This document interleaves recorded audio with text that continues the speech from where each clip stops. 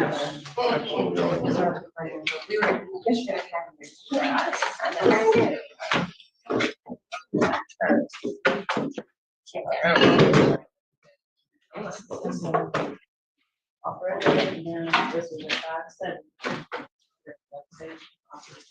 They can do it. And they can go outside of the box. I know you want to do this in space. I already did it. Is it? Yes. I gave you already. Sorry, I do, and I put it on the record. You ready for it.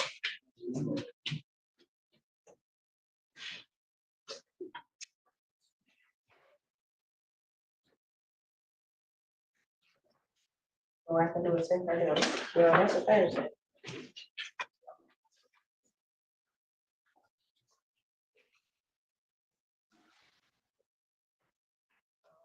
Friday is 17th.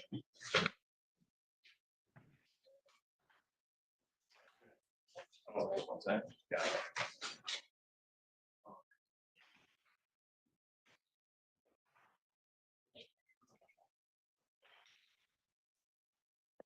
This hall is not in the county, and that is.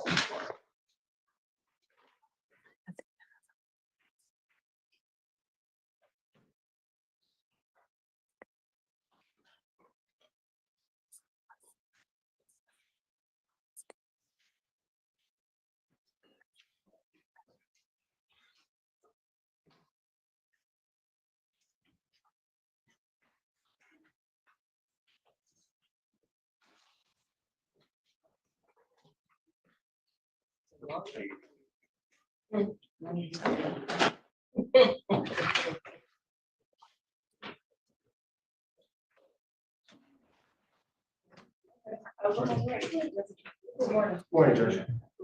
Oh, you sure will? I guess we'll tell you all where. Did you let, oh, yeah, I had great on listening? Yeah.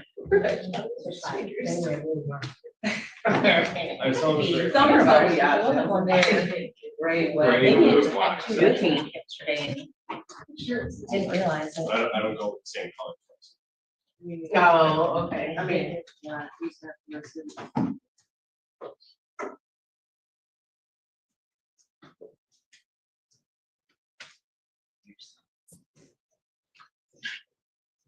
Anything we need to talk Any change to the lineup? about? Sorry. Any change to the lineup? No, I don't think so. Just the order. Some of this was the schedule. I think Tatiana Davis will be first. And then might be after that.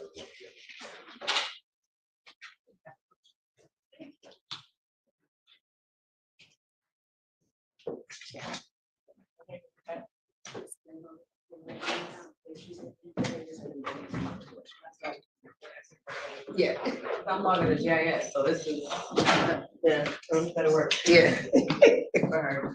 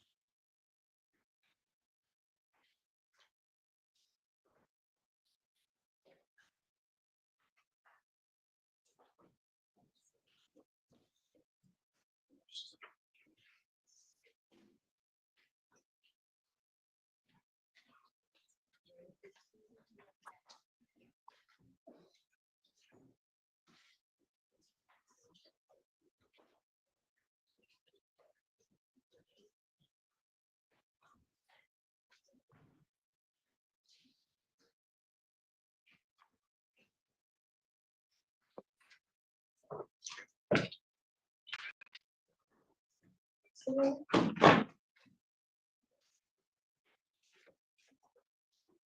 2284.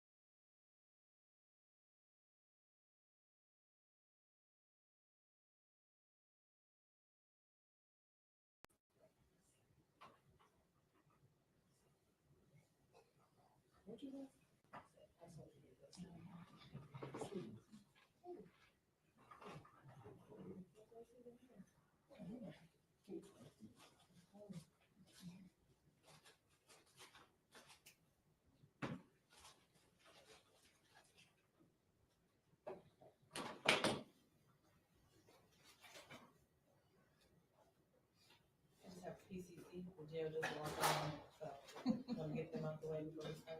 That's fair.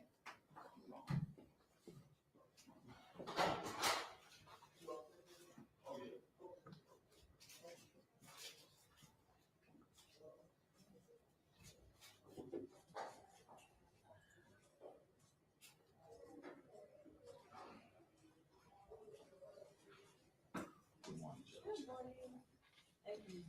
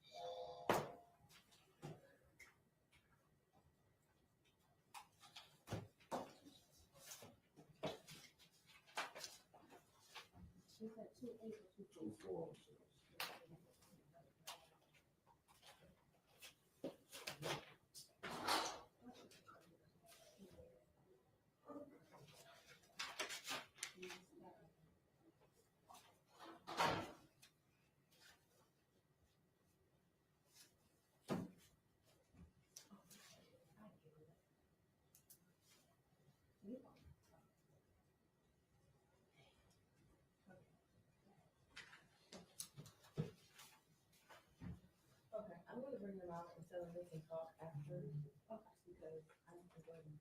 Okay.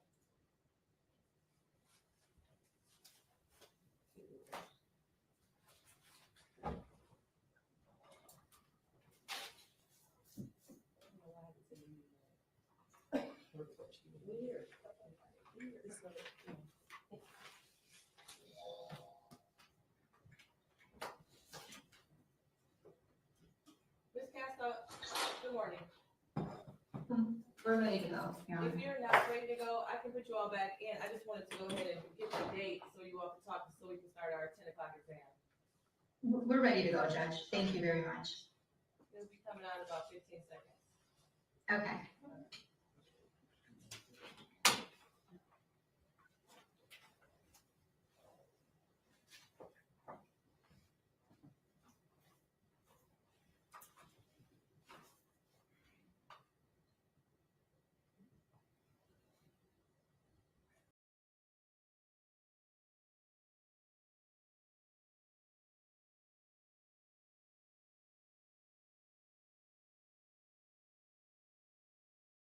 Count 3, assault with intent to do great bodily harm less than murder or by strangulation.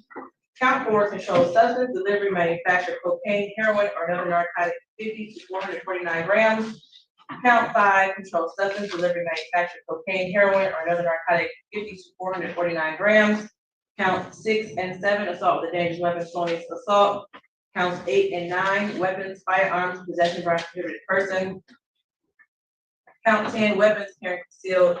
Count 11, controlled substance, possession of analog. Count 12, weapons, felony firearms, second offense notice. Count 13, 14, 15, 16, 17, 18, 19, 20, 21, weapons, felony firearms, second offense. Count 22, domestic violence, second offense notice, with the habitual offender fourth offense notice, the mandatory 25-year sentence, set for a probable cause conference appearances. Good morning, Your Honor. Shelley Drain for the People, P number 60249. Good morning, Your Honor. Nancy Castro with NDS, appearing on behalf of Mr. D'Artagnan Jones, P number 80549. State your name, Mr. Jones, your full name. D'Artagnan Martinez Jones. Okay, Attorney Castro, do you have discovery? Your Honor, I speak with Ms. Drain regarding discovery. I am in receipt of paper discovery. However, I don't have any of the digital discovery. Ms. Drain indicated that she is going to be sending that over. My understanding is that it is voluminous, so we have agreed to, with Mr. Jones's permission, agreed to set this matter end of January for a preliminary examination, if that is okay with the court.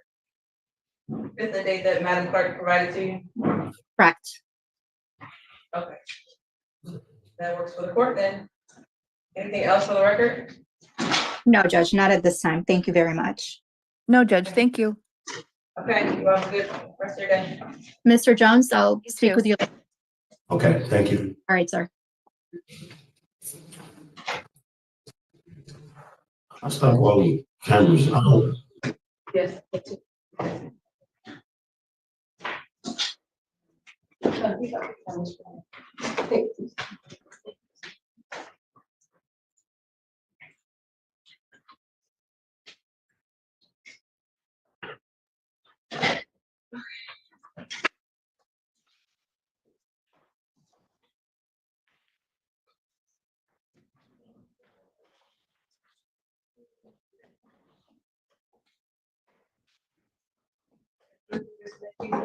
Yeah.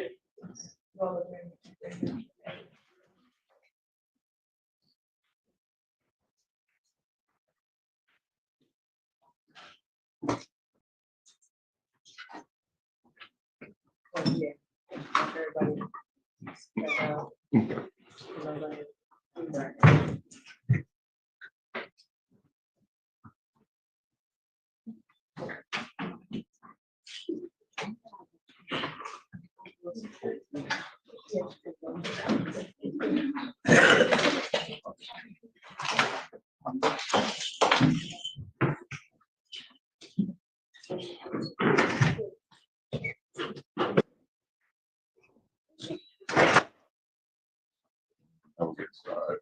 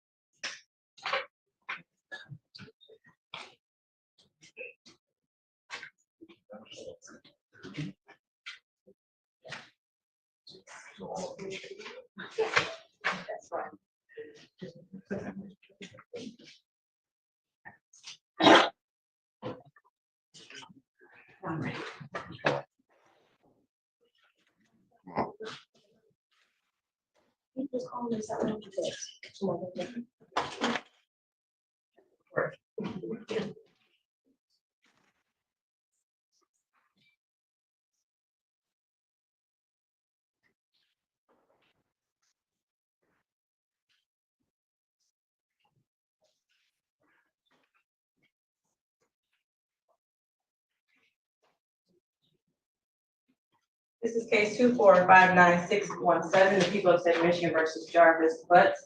Charged with count 1, homicide, murder, first degree, premeditated. Count 2, child sexually abusive activity. Count 3, criminal sexual conduct, second degree, person under 13, defendant 17 years of age or older. The bishop and report that this notice set for exam today. Appearances. Good morning, Your Honor. Tina Ripley on behalf of the people, P.83688. And good morning, Your Honor. Matthew Makes on behalf of the people, P.82796. Good morning, Your Honor. Good morning to your staff. Neighborhood Defense Services by Henry, P.82125 on behalf of Mr. Jarvis Butts. Good morning. Neighborhood Defender Service by Cheryl Quick, P.83973, also on behalf of Jarvis Butts with Cellular and Color. P.88126. And Mr. Butts, state your full name. You can have a seat. Any preliminary matters before we continue testimony? No, Judge, just the continued order of me to seek clarification because we are live as well. Okay, if there's anyone on YouTube or watching this live stream or anyone in the courtroom who may testify or is a witness on this case, you must exit the courtroom. That includes the virtual courtroom as well. With that, you can call your next witness. At this time, people call Tashiana Davis.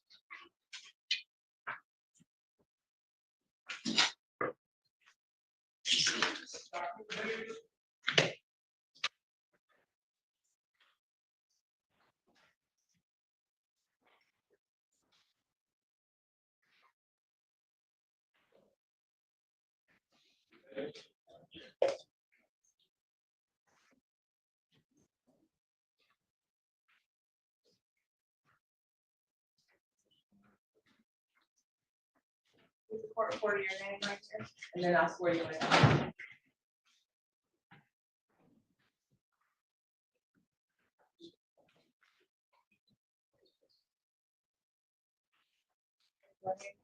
These words are true, or truth, and nothing but the truth. Watch yourself.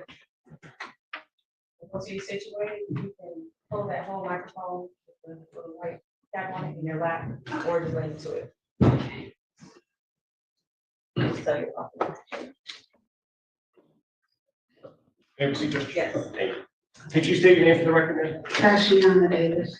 And Ms. Davis, I want to ask you about someone by the name of Jarvis Butts. Do you know that person? Yes, And how do you know Mr. Butts? he was my fiance.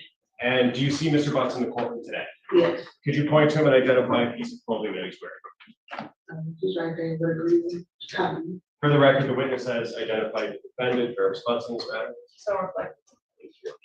And how long, you said he was your fiance. Yes. How long in total have you known Mr. Butts? 4 years, And- since 2019. 2019? Mhm. Is that a yes? Yes, And when did you become engaged? 2023.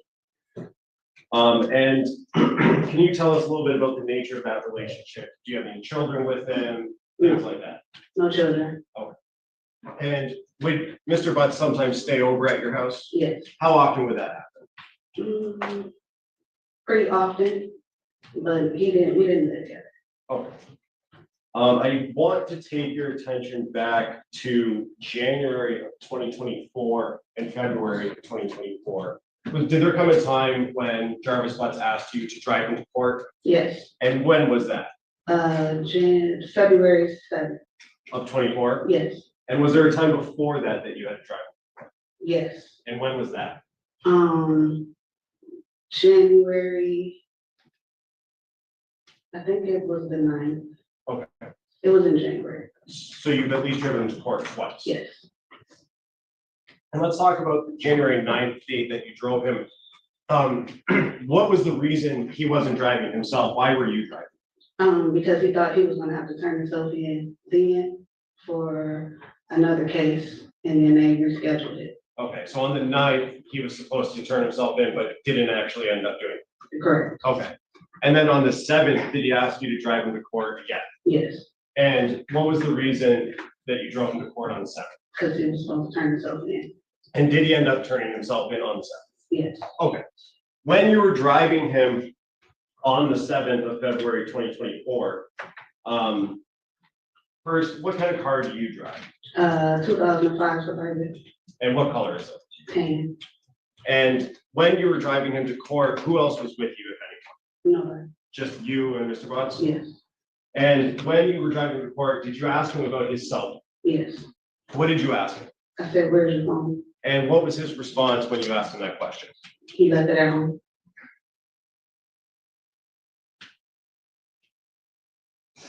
And did you have any other conversation regarding his phone on the 7th when you were driving into court? No.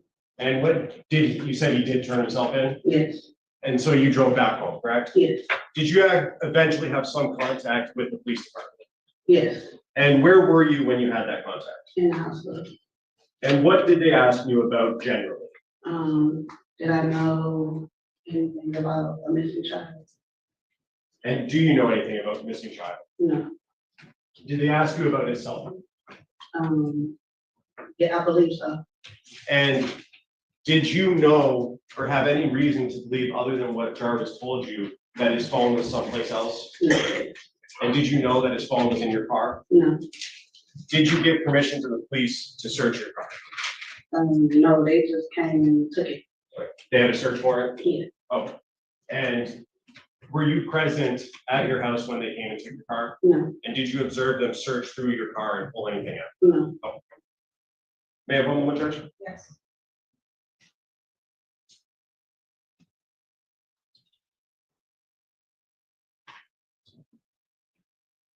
And you said you knew Jarvis Butts for 4 years, Yes.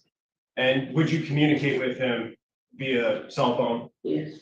And do you know the last 4 digits of his phone number, if you remember? 9. If you don't I remember, don't remember. okay. With looking at text messages, refresh your memory? Yes.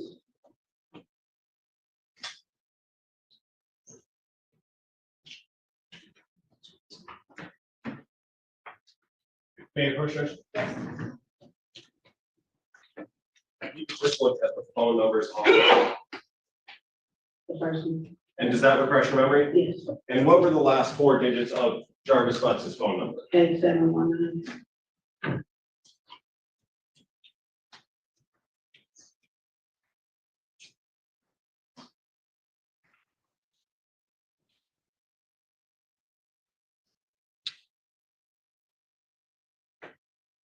At some point after you dropped Jarvis Butts off at the courthouse and he turned himself in, did you go to his place of employment on at 9,000 Connors? No. Okay, did you ever talk to his business partner, Cordell, right? No. Oh. I've got it. Thank you. Morning, Ms. Davis. You met Mr. Butts at Frank's Garage, is that right? Yes. And that's where Mr. Butts was working about 4 years ago. Yes. You taking your car there? Yes. And I think in your words, you said you kind of never left after you met him. Is that fair to say? Yes. You guys got along really well, Yes. and you just kind of started a relationship from there. Yes. Would you go up to the garage after that relationship started, Yes. kind of just to drop in? Yes. At any point in time while you were at Frank's Garage, did you ever see any children there? No. Is it fair to say that Mr. Butts was very protective of his phone around you? Yes. He would never let you see his phone screen? No. Wouldn't give you access? No. Certainly didn't give you his passcode or anything? In fact, you've actually actively tried to get into his phone, right? Yes. I think you had mentioned that when he was sleeping, you tried to kind of wave it in front of him. Yes. That would unlock it. Mhm. You took a picture of his face once and tried to Yes. put the screens together. So you wanted to know what was in his phone. Yes. And he did not want you to know what was in his phone? No. As far as you know? Mhm. Is that yes? Yes. Did you ever talk to him about why he was so secretive with his phone? Yes.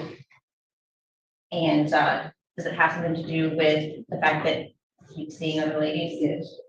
And you suspected that at the time? Yes. And so that's why you were looking for proof? Correct.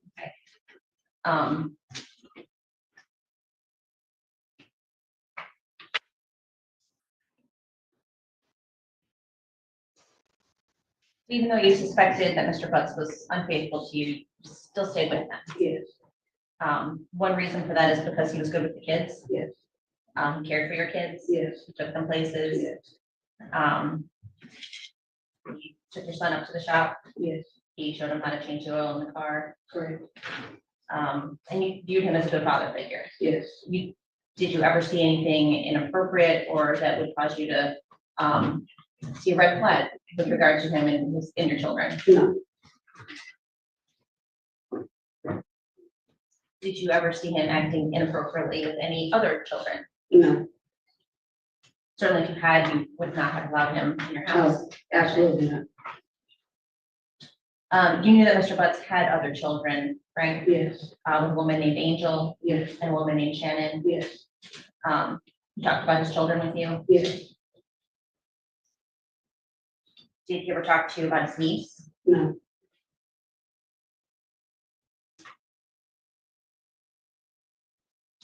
About how often would Mr. Butts stay with you on any given week? maybe like twice, Were they like the same days or was it random? random, About what time would he come over? after his work hours, after like 6 o'clock. Okay, so you think he would come straight from work? No, he would probably do something else and then be there later on in the night. Okay, so was it like 9, 10? Yes, Okay. Would he stay the night with you? to about 2 o'clock in the morning, 3, then he would. Okay. Do you know how he would get to your home? A couple of times he was in a white truck, a white Cadillac truck. Sometime I think he would walk. If he was coming straight from the shop, he would walk. Or if he had my truck, that's how we get back. And that's the Suburban. Yes, Did you know Mr. Butts to ever have his own vehicle? yes, he had a white,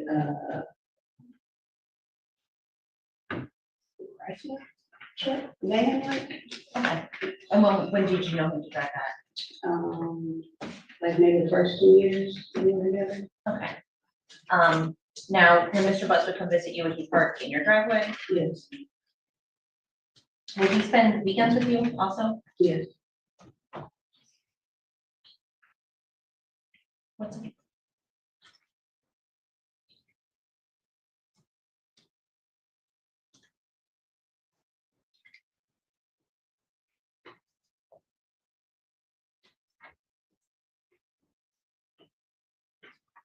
Yes, thank you.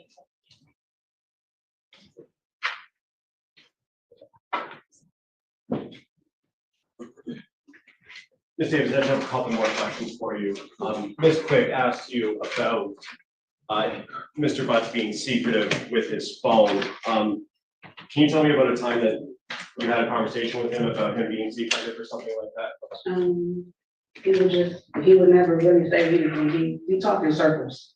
So if you try to ask him a question, it's just always, you can never get a straight answer out of him. But fair enough, you had multiple conversations about his phone and your access to it, I guess, or lack thereof. Yes, And Ms. Quick also asked you about Mr. Butts staying over the night, or staying the night at your house. You said that he would leave around 2 a.m. mhm, Is that a yes? yes, Do you know where he would go when he would leave? no, Did he ever tell you where he was going?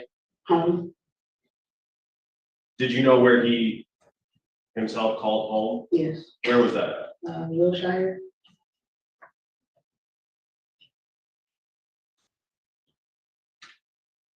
And you said he would walk from his place of employment if he was coming straight from there, right? yes.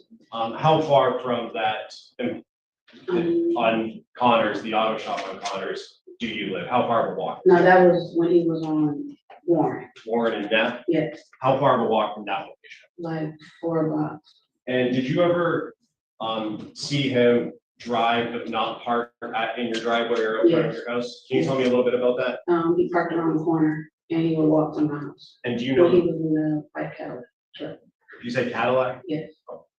Was that an Escalade? If you know. I don't know. And do you know the reason why he would park around the corner? I don't know. I asked and he was just like, I didn't drive. But then would you see his truck? I was in the truck. We have one more truck? Yes.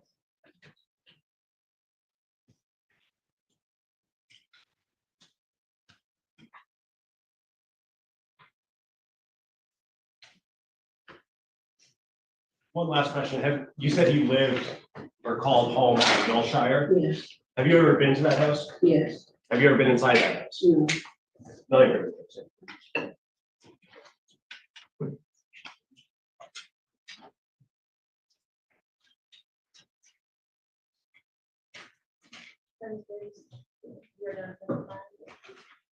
Well, it's just that I'm not a witness box.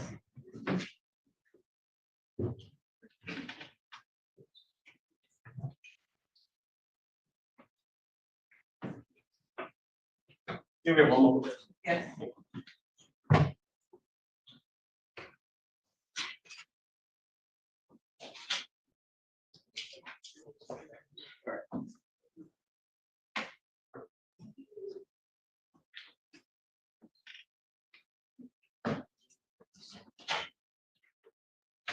Your Honor, at this time, people would call Border Patrol Agent Wyatt Barnes.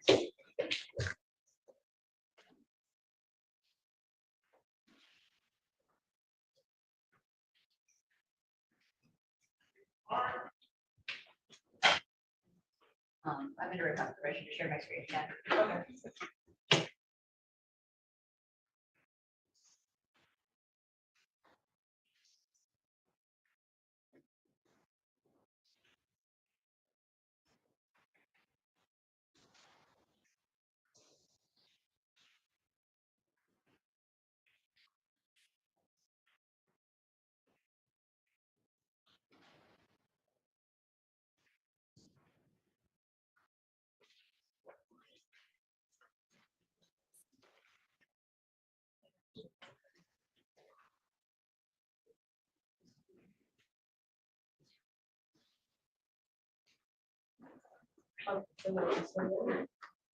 You swear to tell the truth, the whole truth, and nothing but the truth. I do.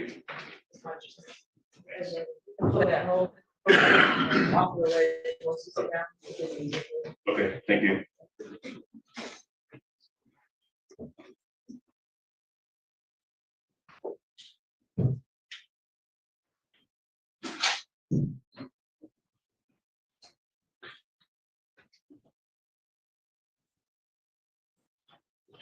Whenever you're ready. Oh. Good morning, would you please state your name for the record? Hey, Flat Bars. And how are you employed? I work for the United States Border Patrol. And how long have you been employed by the U.S. Border Patrol? 14 years and change. And were you working back on March 12th, 2024? Yes. And in what capacity were you working? I was working in a search and rescue capacity. That's the primary job, my primary job. Okay. And were you working alone or with a partner or a group of people? With the team. There was a sizable team that day. And what is it that you guys were doing? We were responding to a missing person in that area. And which area are we talking about? Where were you at? 7 Mile and Bird. And what was your role in searching the 7 Mile and Berg area? I was searching the riverbank of the River Rouge. We were searching south along the bank. I was on the east side of the bank in the 7 Mile Bird area. And when you were searching this area, was there anything in particular that you were told to look for? Just nothing solid, but there were just some child-sized clothing things, just anything that could have been washed up on the riverbank. There was a storm recently, so we were in the water and on the riverbanks. Okay, so you're kind of looking for maybe some child-sized clothing. Yes. Okay, and did you come across any clothing that you thought maybe would fit the description? Yes. Okay, where was that at? That was south of 7 Mile and Bird, near a abandoned structure next to a dirt parking lot. About, I can't get the exact distance, maybe 15 feet up. And when you find articles of clothing, what is it that you do here? So there's a lot of stuff that might be washed up. So first thing I'm gonna do is I'm gonna age it and make sure that it is something that could possibly be related. And then I'm gonna just immediately report a picture to the incident command so that they can send people to Department of Inspection. Okay, and when you say age, what do you mean by aging? Just to make sure that it hasn't obviously been in the brush for years, or it's not some garbage that washed up. And in this search in particular, what was kind of the time frame that you were supposed to be like using to age? Recent, not like within a month or two. Okay. So it would still look. And so when you find items, you said that you age them and then you kind of report them to incident command. Yes, Okay, and how is it that you report them? Do you go like a walkie-talkie? Do you call them on the phone? via radio. Okay. Yeah, via radio, and then there's usually some type of a chat, but I wasn't communicating directly on the chat. I just kind of forwarded the photos to a supervisor who then gave the photos to this. And then they would divvy those out to the detectives. And what is it that you found in this case? I found I don't know if this is the right term for it, but a onesie. It was mostly balled up in the brush with the shoe inside of it. And so I pulled I didn't know it was clothing at the time, but I pulled it out of the brush just to kind of open it up and see what it was. And then once I saw that it was clothing with the shoe inside, I just reported it to this. Okay, and when you're touching these items, are you wearing gloves? Yes. Do you recall, describe the onesie, color, size, anything like that? Pink. Honestly, the size, I don't. Small. And what about the shoes? Or Shoe. shoes? It was a small Nike shoe. Okay. And it Sorry. was inside the onesie, which was inside out.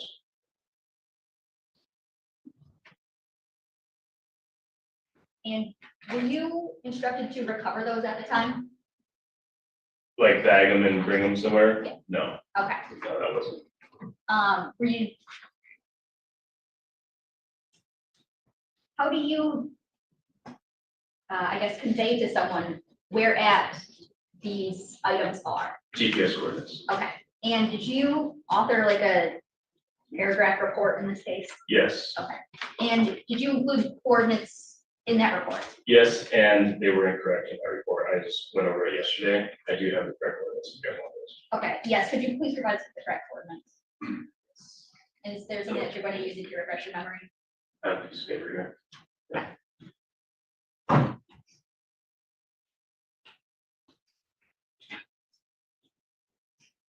So the coordinates that were provided in the paper were from the incident command. These coordinates are very close to where that piece of equipment was found. Their decimal degrees, 42.426693, negative 83.268497. So the coordinates that are in your report are where instant command was kind of set up. That's the incident command, yes. Okay. I'm going to show you what's already admitted as People's Exhibit 14. I'm going to show just some specific pictures.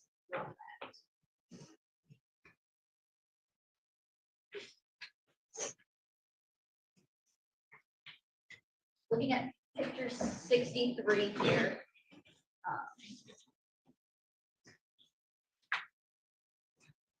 Tell me, do you recognize anything in this photo? Yes, What is it that you recognize? the pink article of clothing shoe. Okay, and when you initially saw these items, is that how you saw them? No, they were just balled up in the brush, just kind of stuffed in there. Okay. And, So sorry, continue. I pulled them out and set them that way so the detectives would see. Okay, so. Photo 69. Is this the shoe that you had found that was inside the leg of the pink jumpsuit? Or Yes. onesie? Is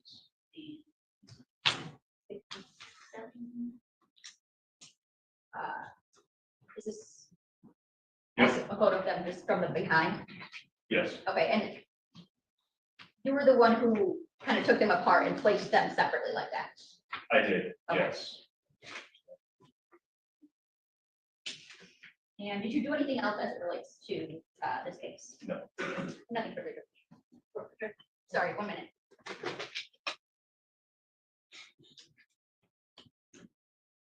The coordinates that you gave, are those latitude, longitude? Yes, yeah, Nothing further. Okay. well, like decimal degrees, so. Thank you.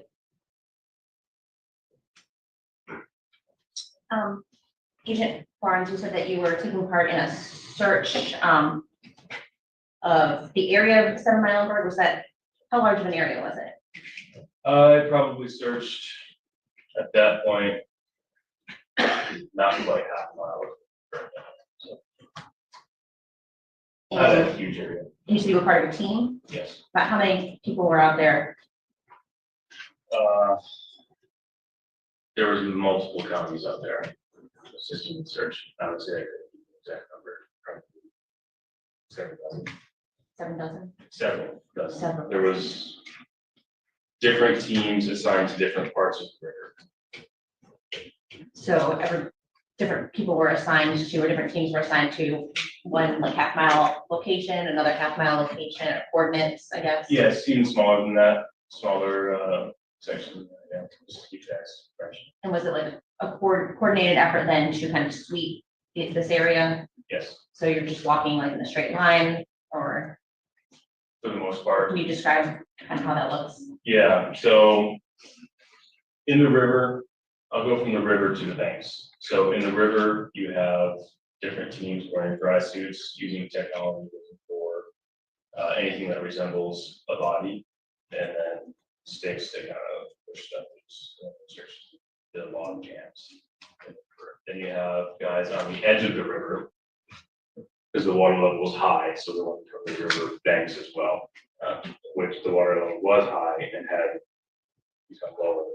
Then you have teams on the banks and then teams kind of doing an S pattern along the river edge to make sure they cover as much ground as possible. And so you said that on this particular day, the water level was high. No, the water level was high the week prior or so we wanted to make sure that we covered the river banks where the water was. The water was back to its normal level. Was there a way to tell where the water level had been previously? Is there a way to mark that? Sometimes it's just where debris gets caught up. Okay. It was maybe a little higher. And it was you personally that saw the pink onesie, or the pink thing that you initially saw? Yes. Did you take pictures of it, how it looked when you initially found it? I didn't, no. Would you normally do something like that? There's just so much stuff. I wasn't taking all day if I take a picture of everything I found. So You stopped and kind of moved it, manipulated it. yes, I pulled it up to inspect it, noted that it was worthy of reporting, set it back down. Ready to do it. Okay, and how far did you set it down from the location where you initially located Same it? spot, Exact same spot? same brush. Okay. And you said that part of what you do is kind of to note approximately how long it looks like he's been out there. Yeah. And in this particular case, what was it that you kind of found or thought when you noticed it? There was no discoloration from the sun. You know, typically if something sits outside for a while, the sun's going to change the color that it sees, and then underneath it's going to be a different color. There was no discoloration in the article looking. So, and that can happen in weeks. It's pretty quick. Depending on how much sun. There was no evidence of animals getting in it. There was no significant dirt. It looked very fresh. Did you find or see any other clothing other than the shoe in that area? Very old clothing. Years old. Like what, for example? Maybe just old coats, but there's nothing pertinent. Things that were Many under old layers of coats? lots, yeah, I mean, this is very much debris. In that Under- general area, in that half mile area that you were scanning? Yes.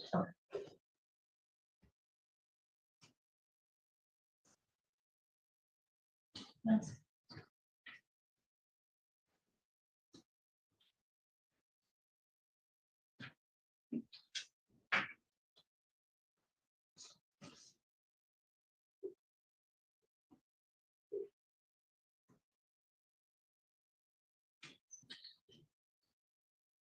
No, thank you.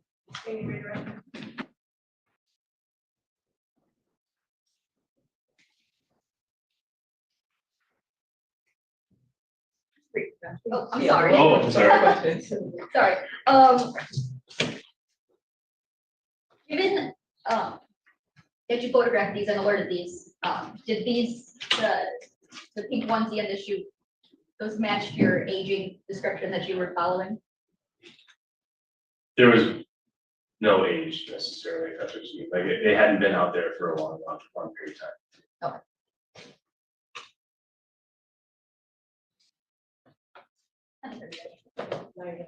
Thank you.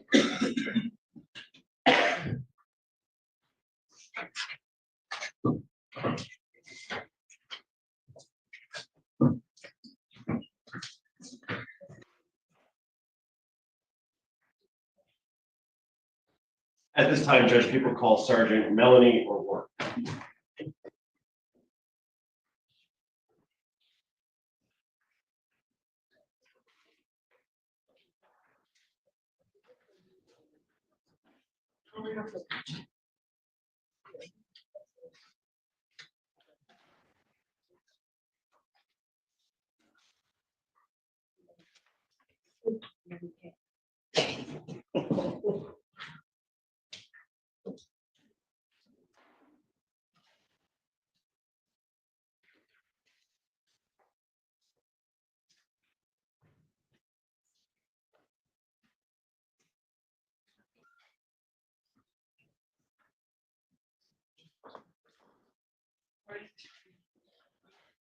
I'll do the nothing. Yes.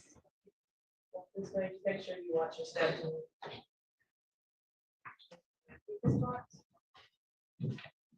And also, you can pull that microphone off the ledge if it's easier for you, or just bring it to me. May I proceed, Judge? Yes. Did you state your name for the record? Sergeant Melanie O'Rourke, What do you do for a living, Sergeant? Sergeant with the police department, Which police department? Detroit Police Department, How long have you been with the Detroit Police Department?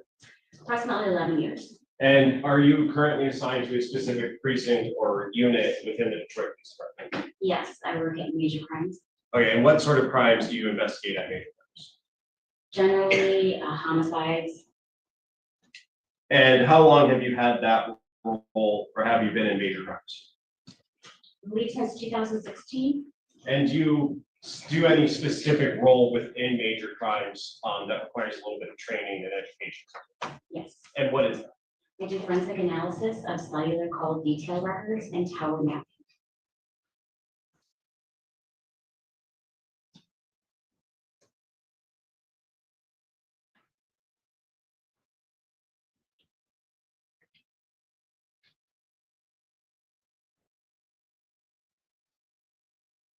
Okay. And what sort of training, very generally right now, what is that? What types of training? No, sorry, new question. Generally, what is called forensic analysis of CDR and tower mapping? I don't understand. Okay. Have you had any training to do that? Yes, Tell us about that. I've had T-Mobile training. T-Mobile is the prevalent company here in the Metro Detroit area. I've had Excel training. Excel is the format that most of our call detail records come back to us in. I've had cell phone use and drug trafficking trainings, Penlink training. Penlink is the program that the Detroit Police Department utilizes. It basically puts the records in a readable format. I've had CATS training, which is an acronym for Call Analysis Training School. I've had Penlink training, PLS training, which is an upgraded form of Penlink. Approximately around 450 hours of specialized training in cellular analysis. Okay, and that 450 hours in that training, does that allow you to utilize that to generate what you said earlier, tower maps based on your analysis of call detail records? Yes, Okay, and what are call detail records? historical records. And does that allow you to place certain things based on cell towers on maps to give an approximate location of a particular phone number that's associated with the phone? Yes, And have you testified as an expert before in this field? yes, And how many times have you done it? over 35 times. And has that been in Wayne County? Yes, And have you testified in 36 districts? 36 and third those, yes. Judge, at this time, I would move to qualify Sergeant O'Rourke as an expert in the field of forensic analysis of call detail records and tower maps. No objection. Now, can you describe the record when you get call detail records, the process that you would go through to generate maps? Yes, the OIC or the officer in charge would supply a search warrant for a particular target number. We would submit that to the respective cellular company, whether it's T-Mobile, AT&T, or Verizon. They will submit back to us in the form of raw records, usually in Excel format, the call detail records and other various subscribers. And in terms of the call detail records, what is contained in that spreadsheet? What sort of information is contained within the spreadsheet? It'll be dates, times, locations, the target number in question, any contact ID, who they're, having any type of activity with, whether it's a text message, a voice call, the duration. There's multiple things associated. And you talked about location. How are those locations generated and inputted into that spreadsheet? So these records will supply an actual, the latitude, longitude, or a location area code or other location information for the cell tower that the, we're just gonna say cell phone in this case, cell phone interacts with. Okay. And can you describe well, first, silly question, I know, but what is a cell tower? What do you mean by that? It's the cell towers that you see all over the place. They can be, one of those huge mammoth things that you see. They've got a bunch of cells on there and antennas that you see, or it could be, really small and, but they're all over the place. Okay. And the records provide a indication of which tower it was, that phone number was interacting with at a specific time? Yes. And does that allow you to take that information and put it into a map or go through a process to generate that location on a map? Yes, we actually receive the information and put it into a system called Penlink. And that information will, like I said before, will basically put it in a readable format. So the information that you receive today, that's what you will look at. Now let's talk about this case. Did you do that, follow your process based on your training for a target number of 313-585-8719? Yes, I believe so. Okay, and that was a T-Mobile record, correct? It was. Okay. And did you generate maps based on your training and experience using Penlink to map that phone number and that phone at specific times related to this case? Yes. May I approach, Judge? Yes. I'm approaching with people's proposed exhibits 33 through 39. If you could take a look at those, Sergeant, and do you recognize what I just handed you?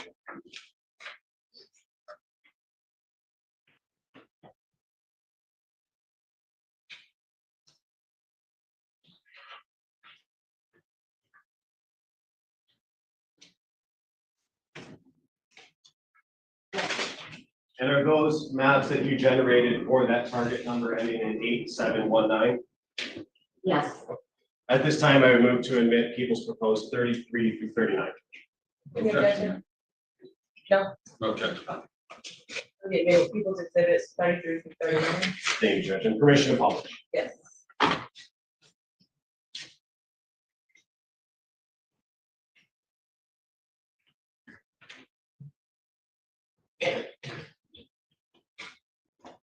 And on the screen and in your hand is exhibit 33. first, I want to talk about what's at the top, very top of this, and what information goes there.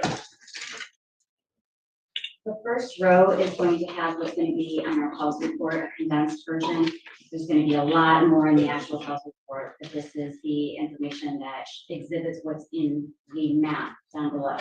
So for row 1, which we only have one row in this instance, we're going to have the target device, which is the phone number, the date, time that was requested. So in this case, it's going to be January 9th, that's 2024.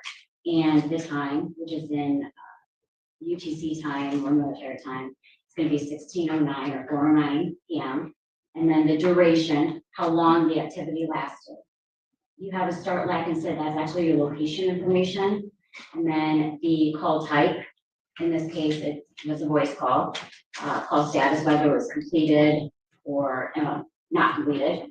The direction, incoming or outgoing. Did he make the phone call or did somebody call him?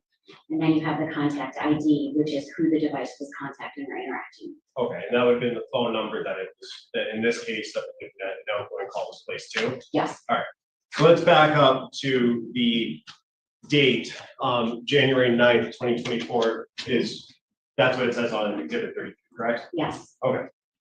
How do you know to do that date in particular in this case? So for all of these maps, this was requested by the officer in charge. That information is supplied to you? Yes. Okay, do you know the details of other parts of this investigation, or are you just taking the information the OIC gives you? I know the general information, but this is, they asked for a specific date and time, and this is what we based on.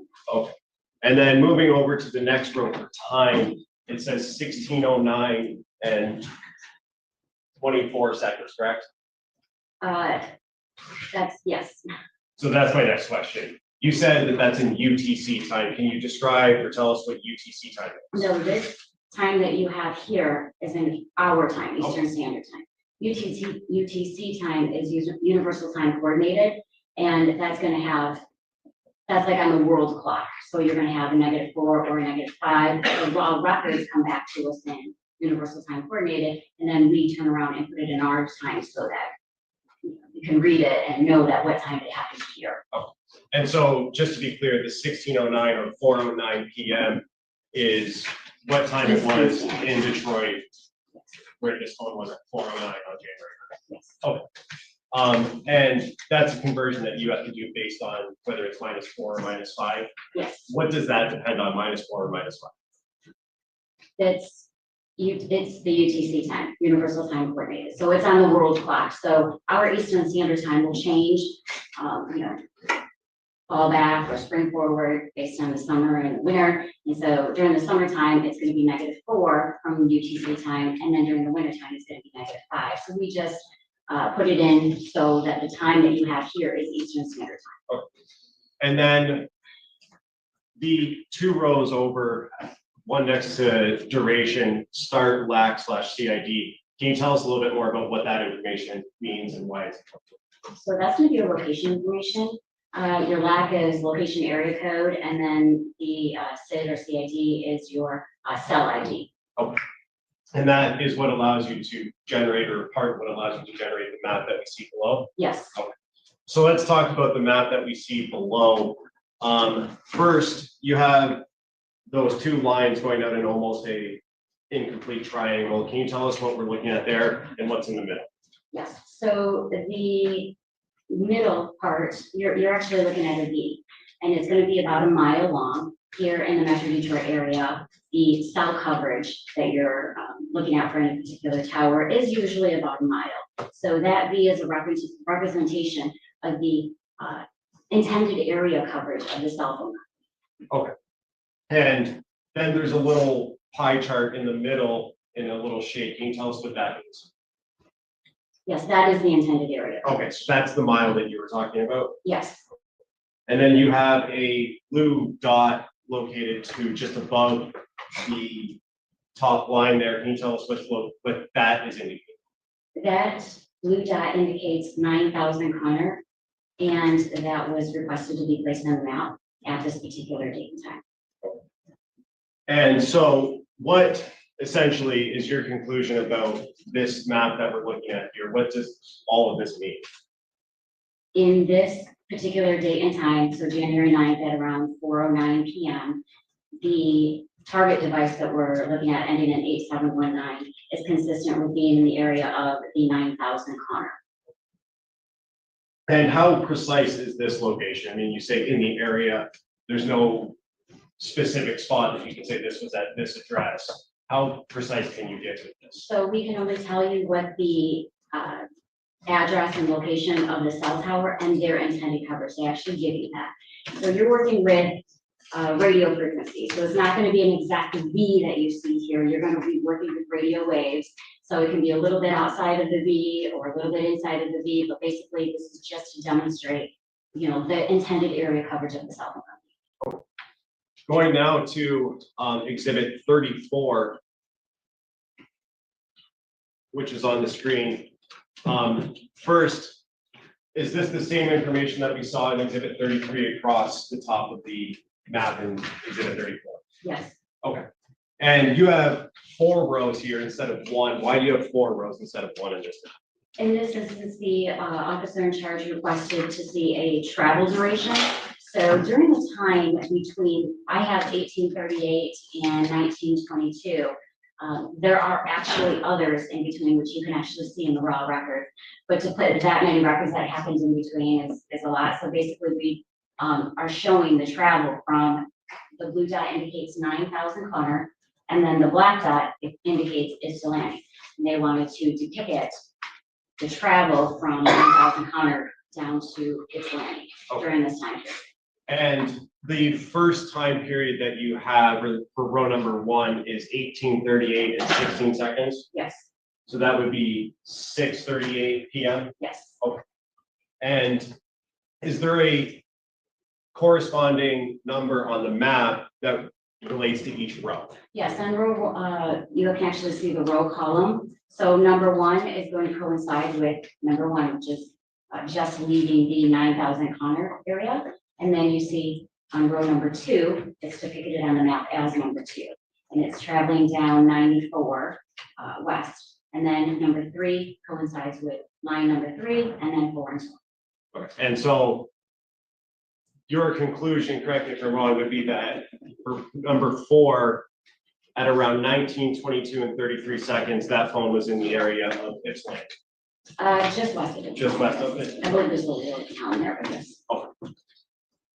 And 1923, that would be 7:22 PM, correct? Going to exhibit 35.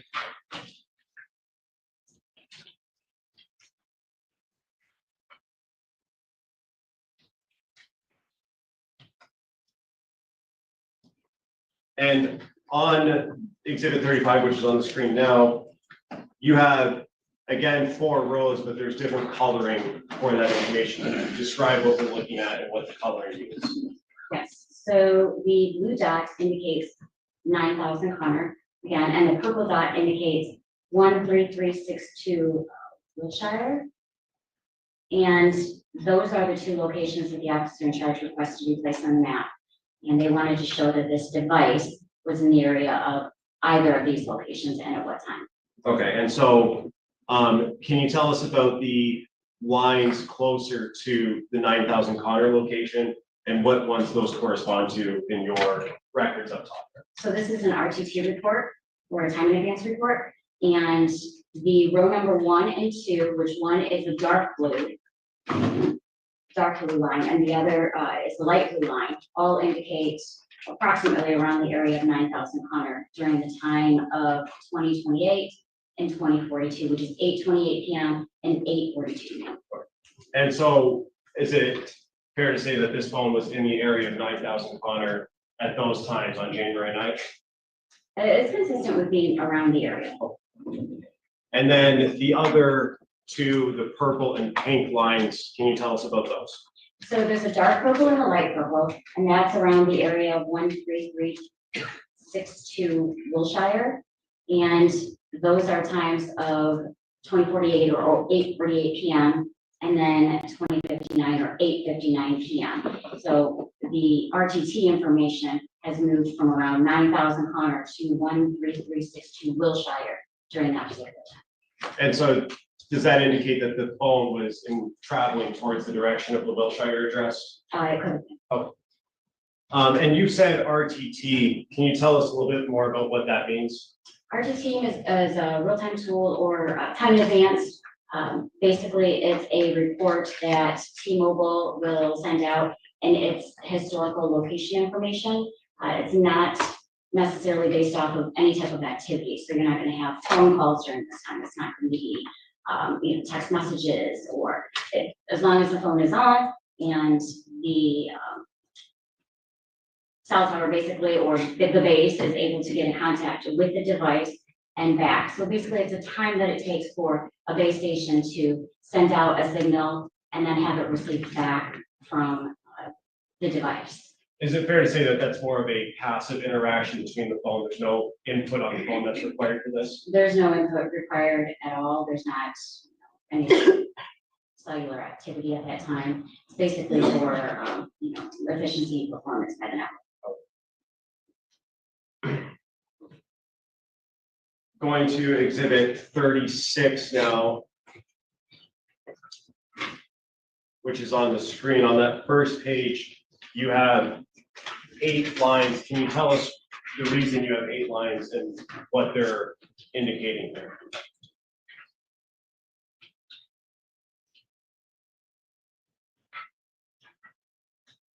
Number 36 is a Cousin Court and Tower map of the date and time of January 9th from 22:53 or 10:53 p.m. to January 10th of 2024 at 1:11 a.m. Okay, so that's the time you're analyzing here is from closer to midnight on the 9th, going into the next morning, early morning on the 10th, correct? Yes. All right, and going to the second page of this exhibit.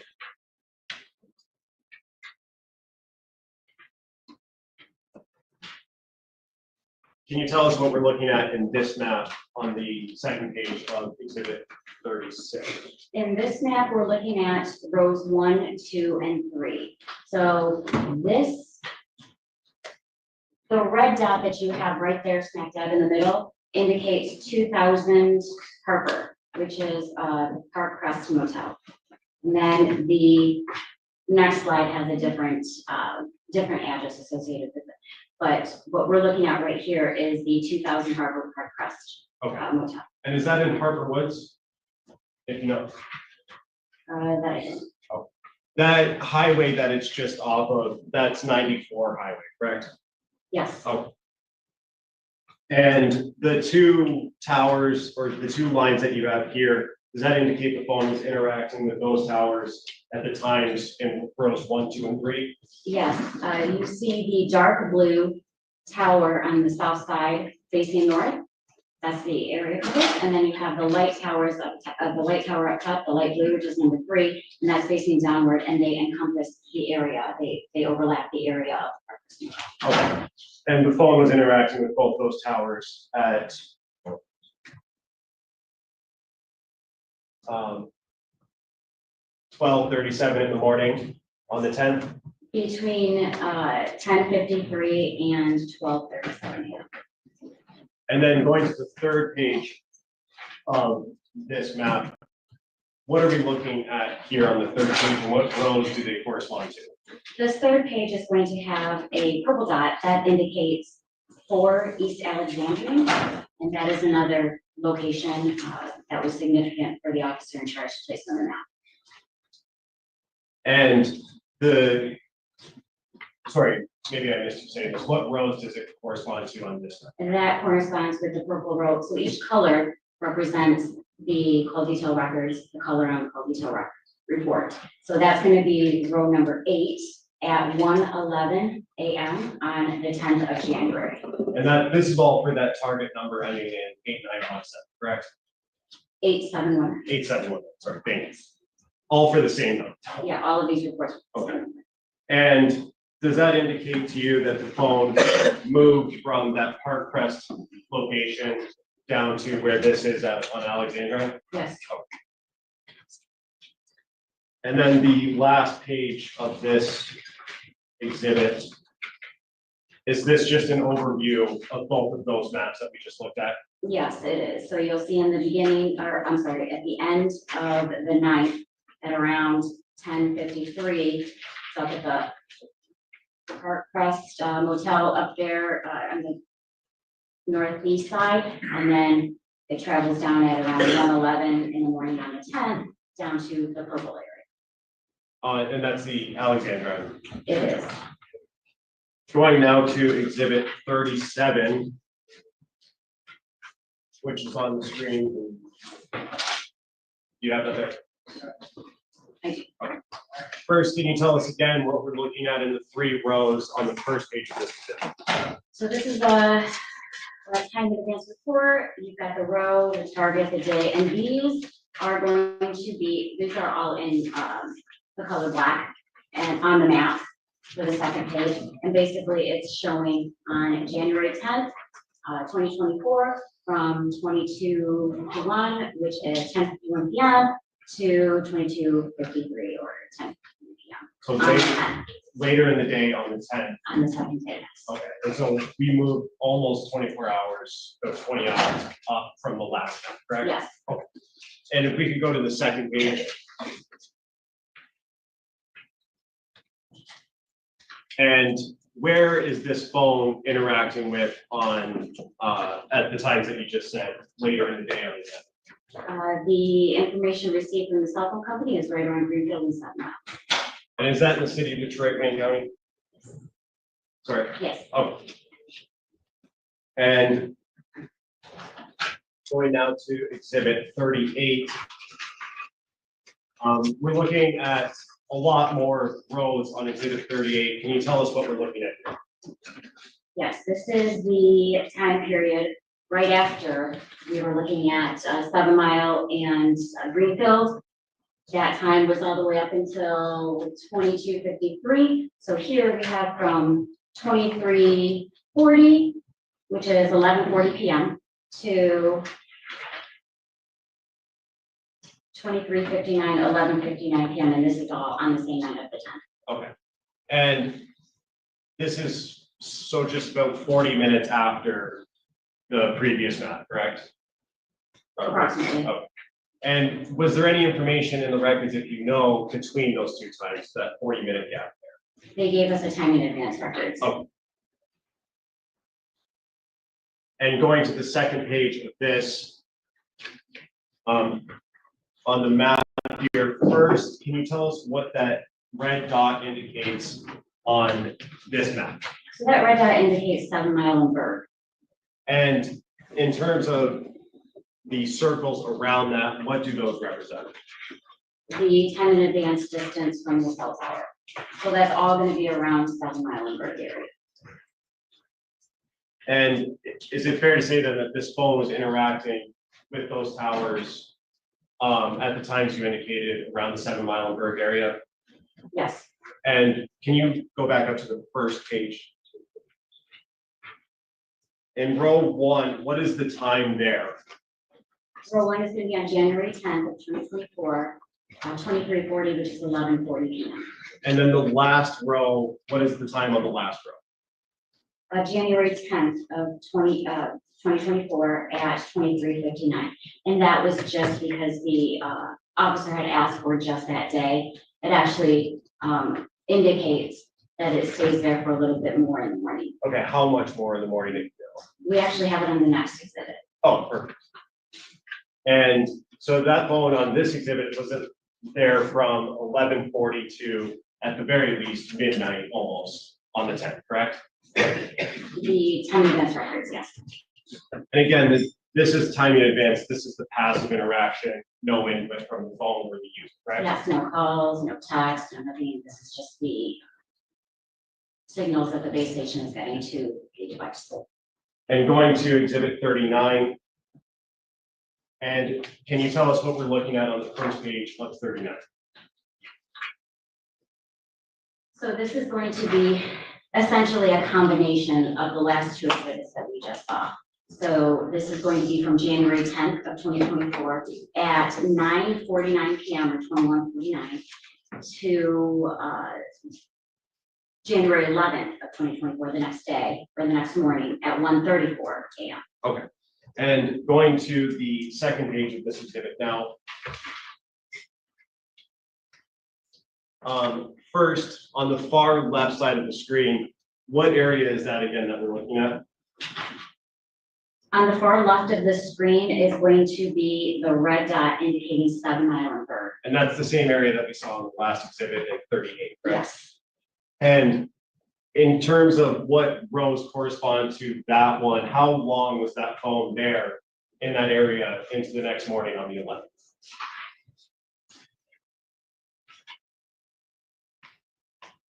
You have, okay, so starting with row 1, it's down in the purple area, bottom right-hand screen. You see that the purple dot indicates 4 East Alexandria, which we looked at a map from earlier.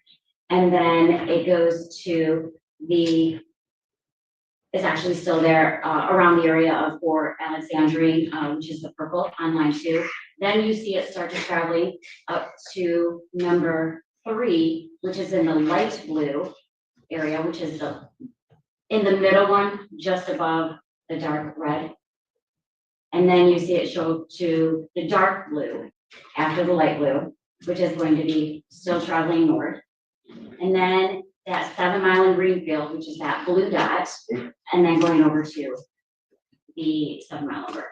And the 7 Mile in Greenfield, we looked at that one, I believe it was We did. 36. Yes. And so where does the phone end up and at what time is the last entry for the 7 Mile and Bird area? So the 7 Mile and Bird area is at 134.13, number 8.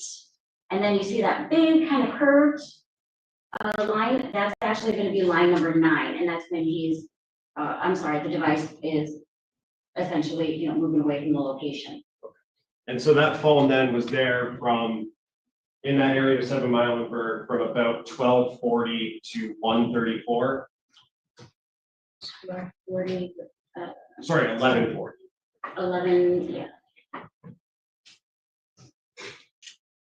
Yes, 11:40 p.m. to around 1:34 a.m.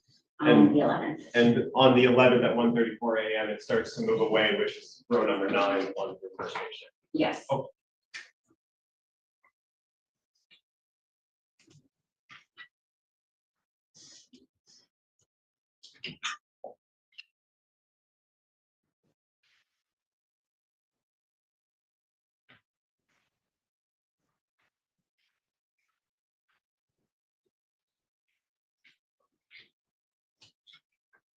And you had mentioned earlier that part of the search warrant return from T-Mobile includes subscriber information, correct? Yes.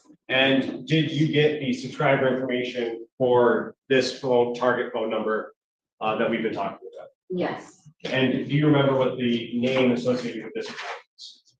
One of the subscribers didn't show any information. The other subscriber it was spelled wrong. It's like Jaris. And what was the last name? Butts. Butts? I believe so. We have one more. Yes.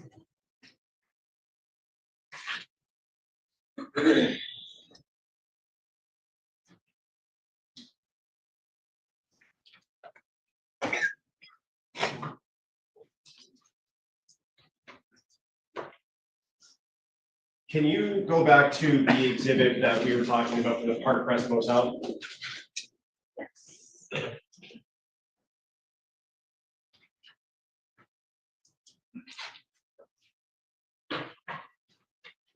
I believe that's exhibit 36, correct?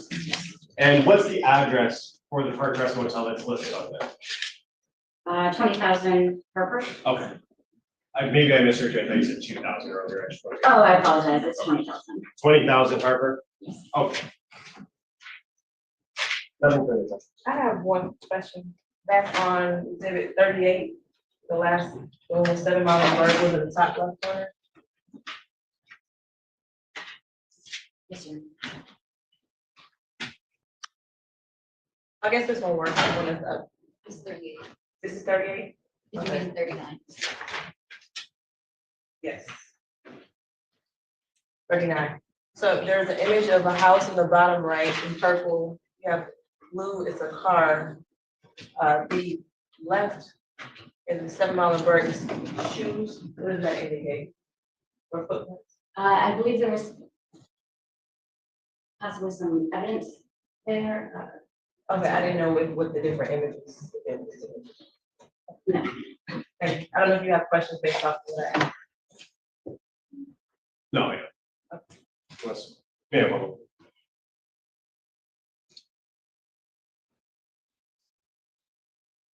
Nothing. Okay, cross.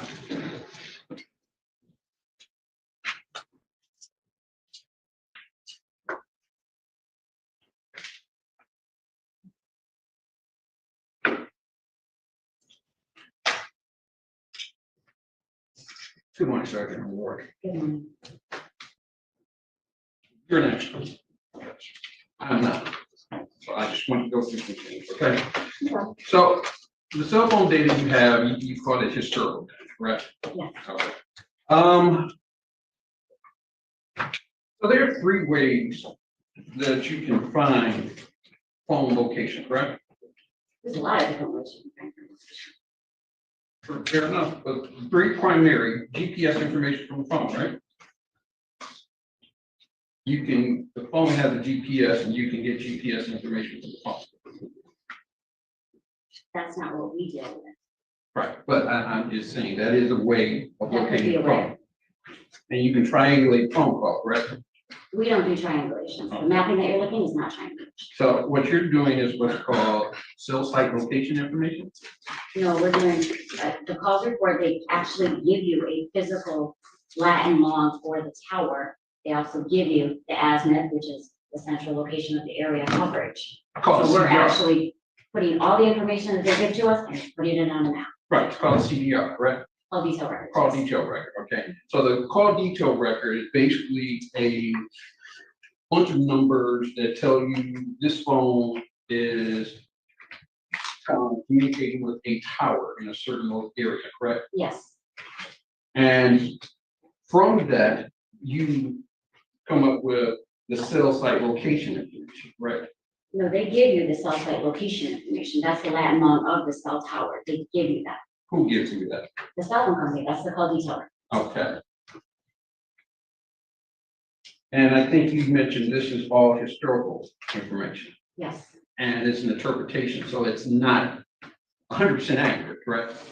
when you say 100% accurate, the cell towers are the Latin long, there's no interpretation there. You're talking about the intended area coverage? Right. The intended area coverage, they give you an azimuth, okay? And then that intended area coverage is generally around 66 or so degrees area coverage. Okay. So the cell phone, the information you get is the phone connecting with a tower, sending information that tells you this is the location of the phone. For call detail records, they give you the tower, Latin long, the actual address of the tower. They also supply the intended area coverage, which is the beam width of how, how far or how big the intended area coverage is, along with the azimuth, which is why we do it in the shape of a V. So they're giving you the V shaped and the azimuth that is smack dab in the middle. So they're telling us that's the intended area That coverage. is the intended area. Yes.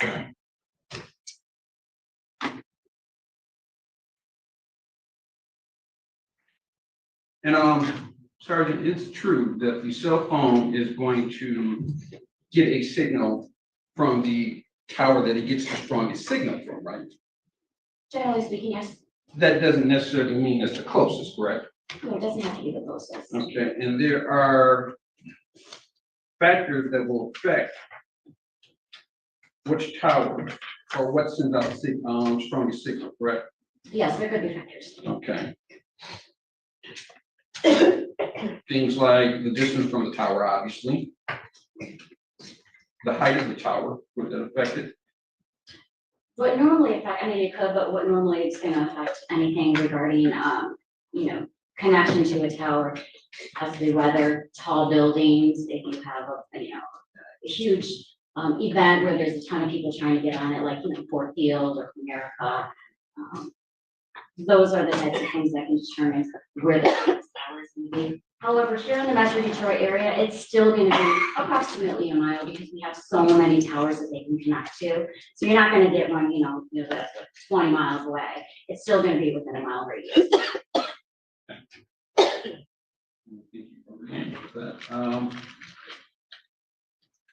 Now, is it also true that the tower isn't actually owned by the cell phone company? So they can lease it out, but you have the person that actually makes it, and then you have AT&T, T-Mobile, Verizon. They can all utilize any of the towers that you see here. Right. So your information is from T-Mobile, correct? Yes, And from that very same tower, let's say AT&T could have phone calls coming in, correct? possible. So there's no way to tell how many phone calls AT&T it has from the closest tower, right? At the same time as T-Mobile. They're not gonna be on the same network. They're not gonna be the same, but No, they're so you using the have same the- tower. You have the cellular network, but you have AT&T that is going to utilize some towers. You have T-Mobile is gonna utilize some, you have Verizon is gonna utilize some lease them out to other people, but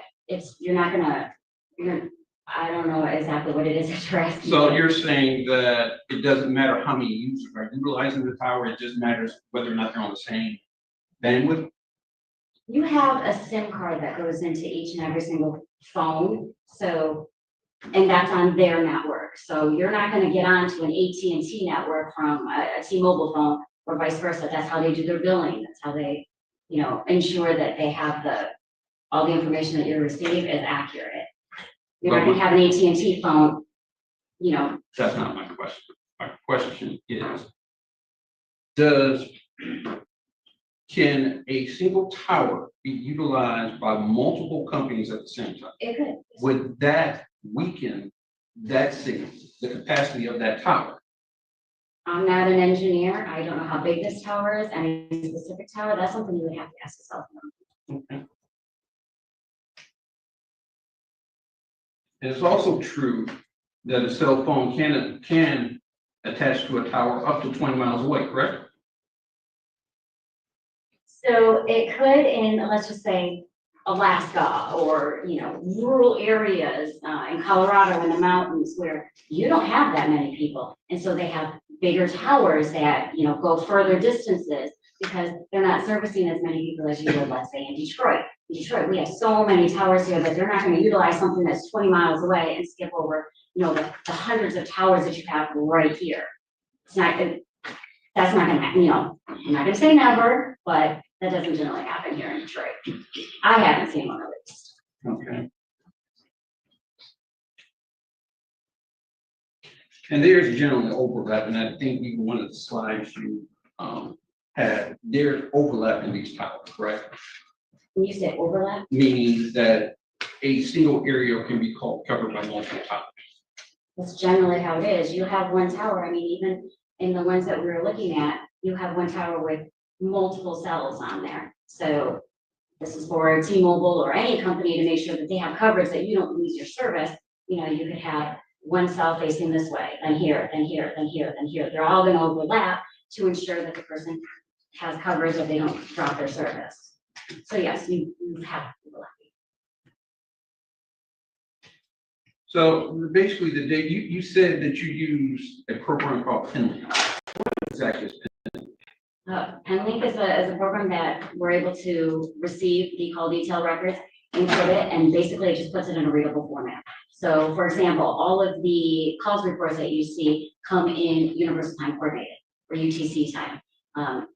Penlink will make the time adjustments so that we'll have it in Eastern Standard Time versus having everything that you see and you have to do it in your head, -4 on each or -5 on each of these ones. So all Penlink does is convert the time. It doesn't. It does a whole bunch of other stuff too. We can do many different reports. You can do a call frequency report, see how many times that a specific calls report, called a specific person.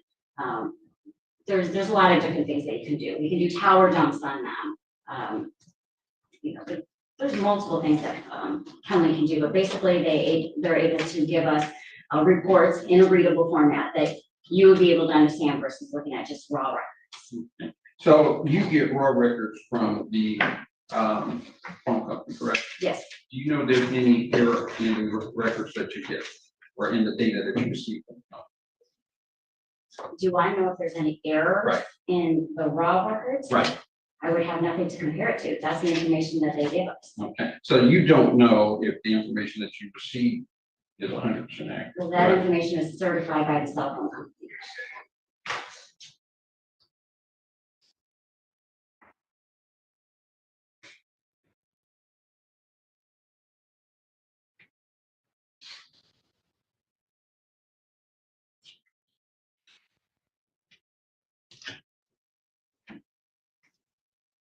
So we're in the Detroit area, and this is just, we're in the Detroit area, right?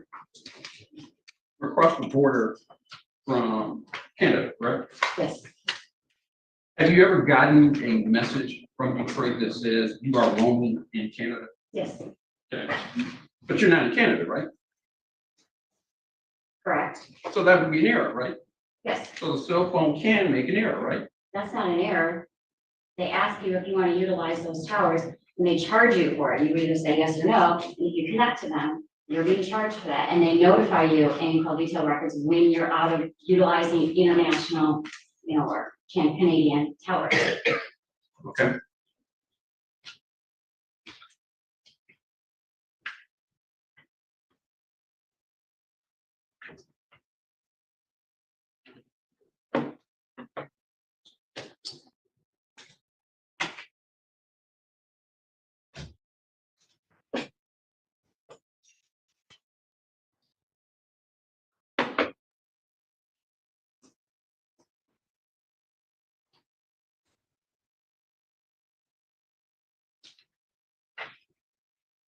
You also mentioned that there were multiple subscribers on this phone. Yes, So there was more than one phone?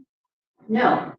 So you had the information from, I believe it was Sprint, who merged with T-Mobile. Okay. So now it's T-Mobile, but we received, I believe it was, the Sprint subscriber information and the T-Mobile subscriber information.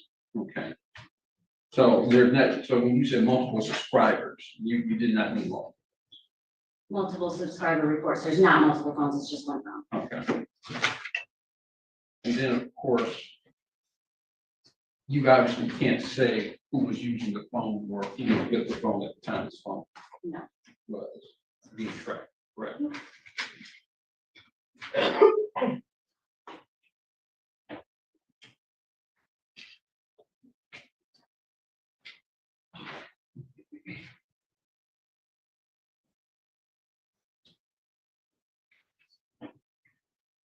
Yeah, sure. Can we redirect? Very briefly.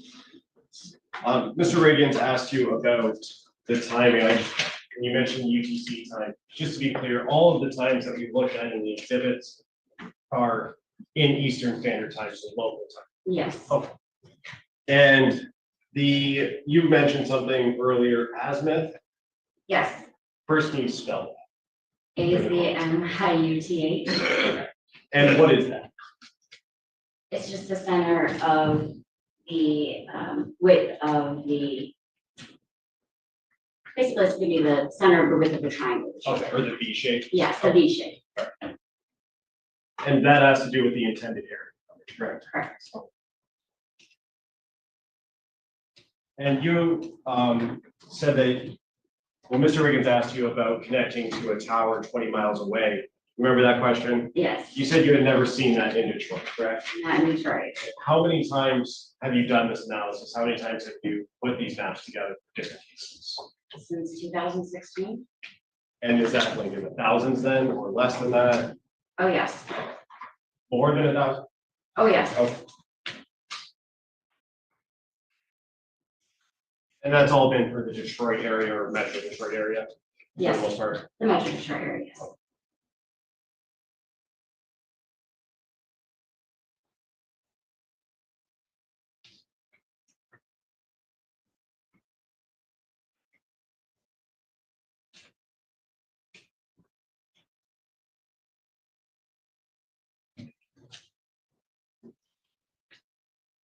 And Sergeant, does the subscriber information that is received have a physical address associated?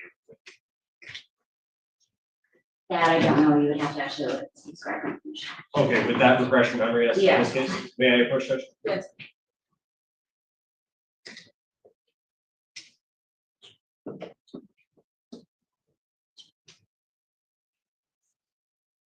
I'm approaching with the subscriber information. You can just take that. Does that refresh your memory as to whether a physical address was associated with this, with these CDRs, called these records? Yes, And what was that address associated with the target phone in this case? 13362 Wilshire Drive.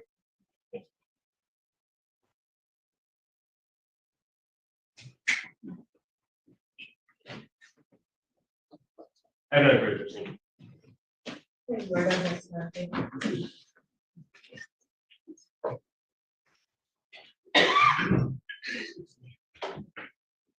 Are you doing the next one?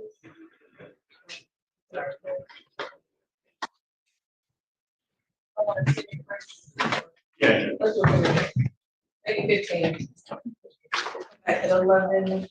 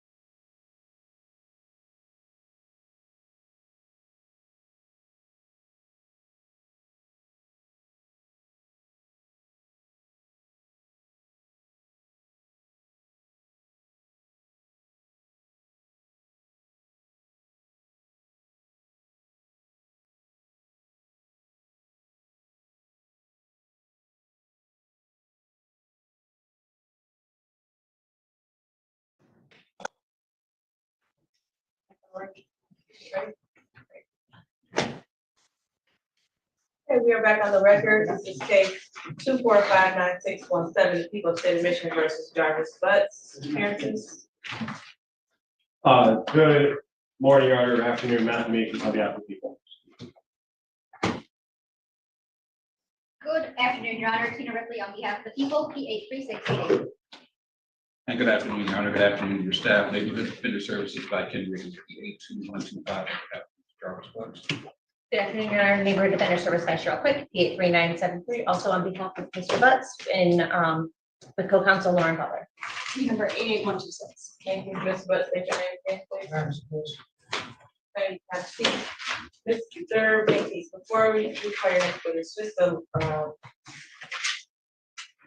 question about how many witnesses we send on phone today. Today, Judge, we have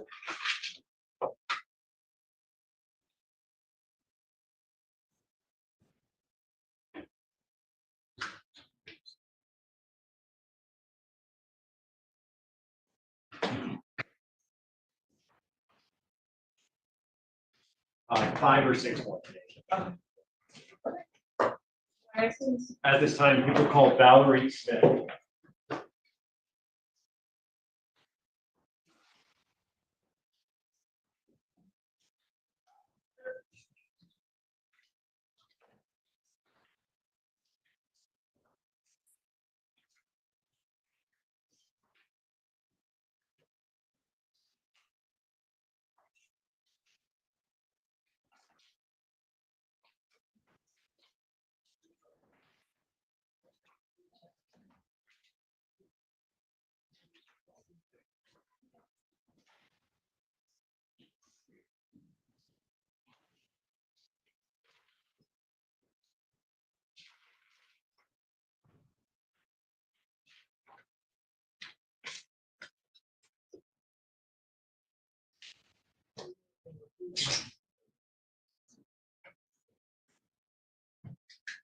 good afternoon.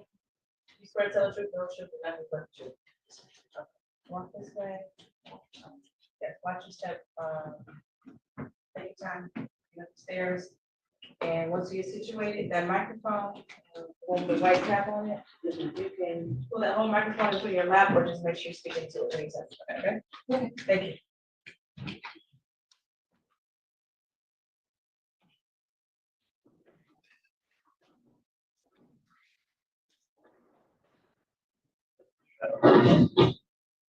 May I proceed, Judge? Yes. Could you state your name for the record, ma'am? Valerie, excuse me, Valerie Louise Smith. And Ms. Smith, I want to call your attention back to March 7th, 2024. At that time, in what area did you live? That's where I live currently, on 7 Mile Evergreen area. Okay, and is that near Evergreen and St. Martin's? Yes, Okay, is that in the city of Detroit, Wayne County? yes, sir. And on March 7th, 2024, did you come into contact with the police? Yes. Okay, and what was the reason you came into contact with the Detroit Police Department? I found a young lady's ID And where did you find that ID? directly across the street from my house. And was it like a driver's license, school ID, or something else? School ID, it looked like. And when you found that, was that the first time you had seen it there? No, I stepped over it for 2.5 weeks before I decided to pick it up. Okay, and is there a reason after 2.5 weeks of noticing it there that you decided to I pick it just up? decided to pick it up that day. I was going out shopping and said, well, let me get it and send it back to whomever it belongs to. Okay, and when you picked it up, did you read the name on that ID? Yes, And what was the name on the ID?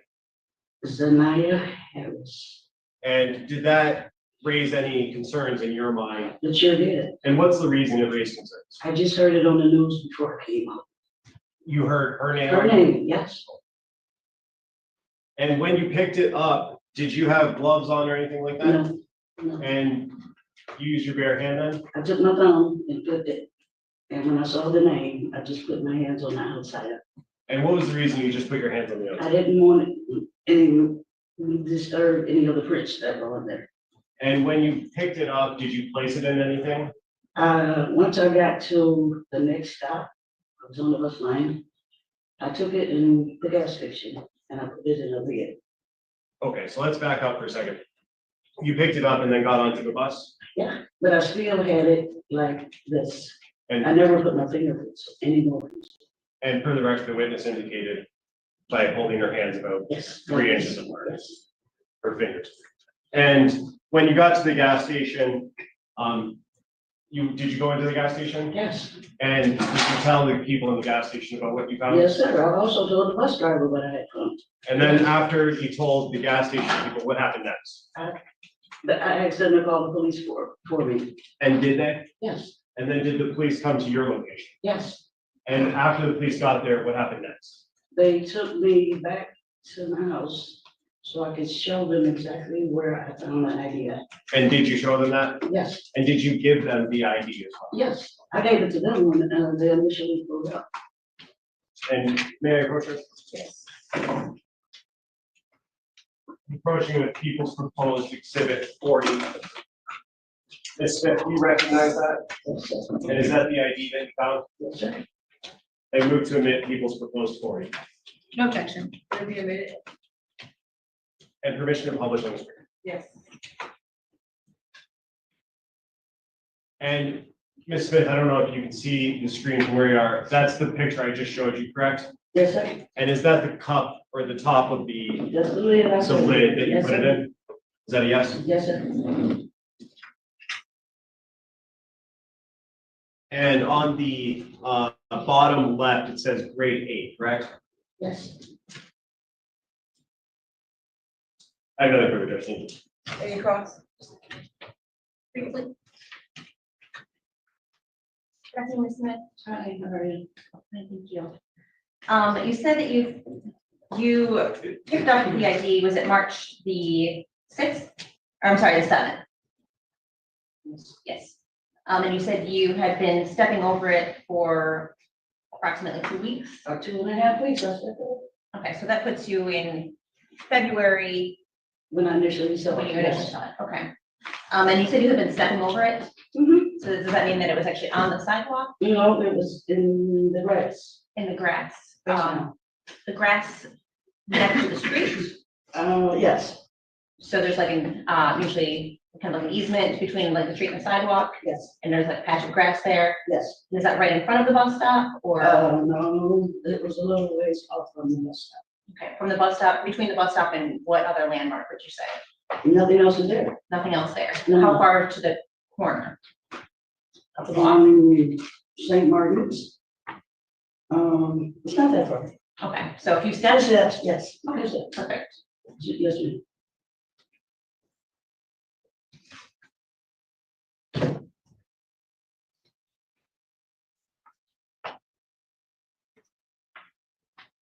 That's all I have. Thank you. Yes.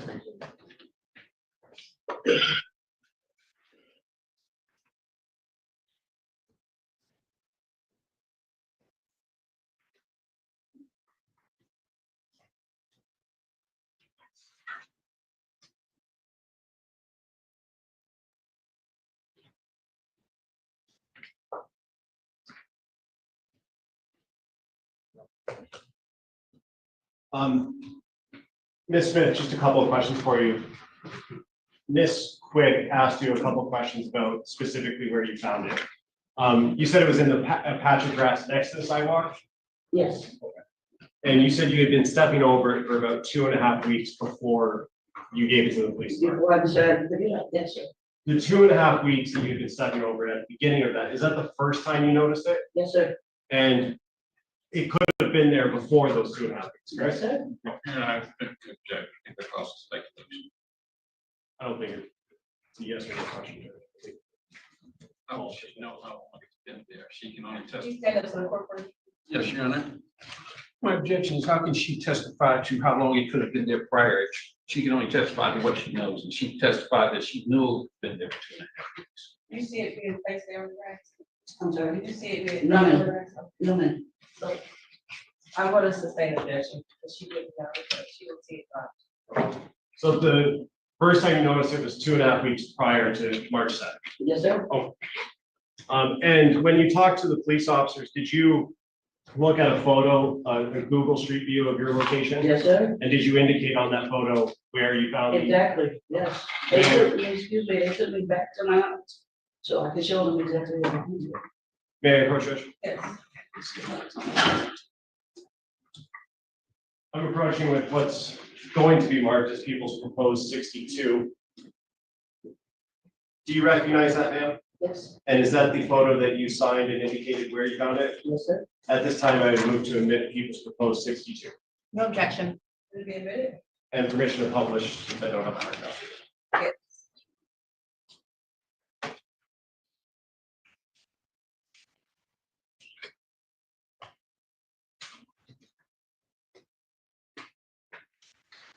And on the screen, is that the photo I just showed you? Yes, sir. Okay, and there's a circle with a line going up on the bottom of the screen there. Is that circle where you indicated you found it? Yes, sir.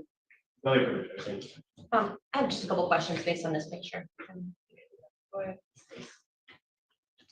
Ms. Smith, so as we look at the picture here, in which direction, left or right, is the bus stop? To the right. To the right, so closer to the church? Is that, or that white building that's in the? No, no, that's a person's house right there. Okay, It was like, okay, I come out of my driveway, and it's like catty corner to the bus stop of my driveway. well, the sign is where the bus stop is, right? Yes, right there. Okay, and so. Okay. That's all I have, thank you. Another. Ms. Smith, you are now testifying. Thank you.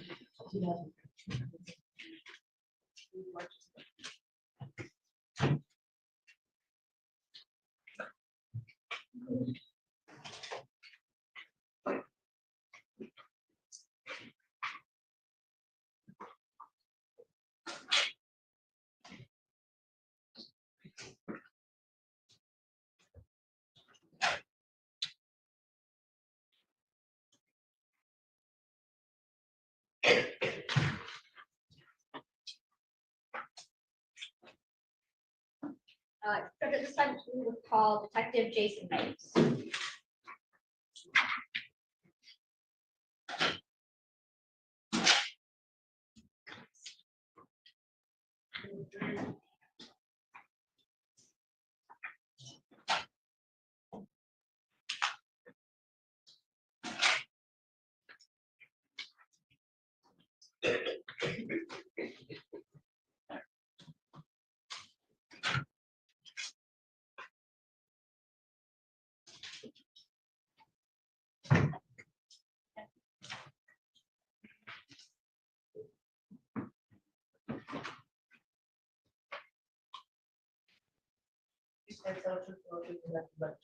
I swear.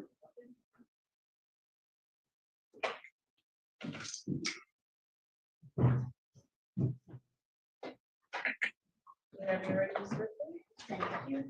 Good afternoon, could you please state your name for the record? Detective Jason Mays, How are you employed?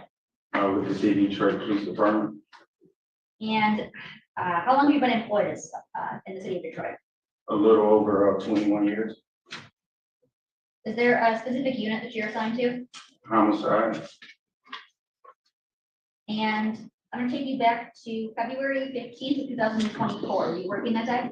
I was Were you working alone or with a partner? with a partner, Who's your partner? Detective Lisa Johnson. And what is it that you were assigned to do that day? I was tasked with interviewing an individual. And do you remember the name of the individual that you were supposed to interview? Yes, Who was that? Jarvis Butts. And do you see the person that you interviewed in the courtroom today? I do. And can you point to them and tell me the color of the clothing that they're wearing? The gentleman sitting behind the fence with the green shirt on, the mask. Your Honor, would the record reflect that the witness has identified the defendant in this case? So reflected. Thank you. And where did this interview take place? Detroit Police Department headquarters. And who was all there in the interview? Myself, Detective Johnson, and the defendant. And how was it that Mr. Butts was there? He was brought there like officers out there. And was Mr. Butts in custody for your purposes at that time? No, Was he in custody for other purposes at that time? I believe so, yes. Did you ask Mr. Butts if he would talk to you? I did, All right. Did you offer money, food, or drink, anything like that? no, Did you ask if he knew or understood English? I don't recall that, no. But he, by speaking with him, I knew he understood English. Okay. Did you ask him like his education level, things like that? Yes, Okay. Did you ask if he was under the influence of any narcotics or alcohol? yes, And did you advise him of his rights at that time? I did, Okay. Did you use anything to assist in providing him with his constitutional rights? yes, the constitutional rights, I also recited, those. And your Honor, may I approach? Yes. And you start with proposed exhibit 20. And explain what it is I just gave you. Certificate of notification of constitutional rights. And is that a fair and accurate copy of the constitutional rights that you provided Mr. Butts on February 15th, 2024? Yes, ma'am. And move for the admission of people's proposed exhibit 20. No objection. It'll be admitted as People's Exhibit 20.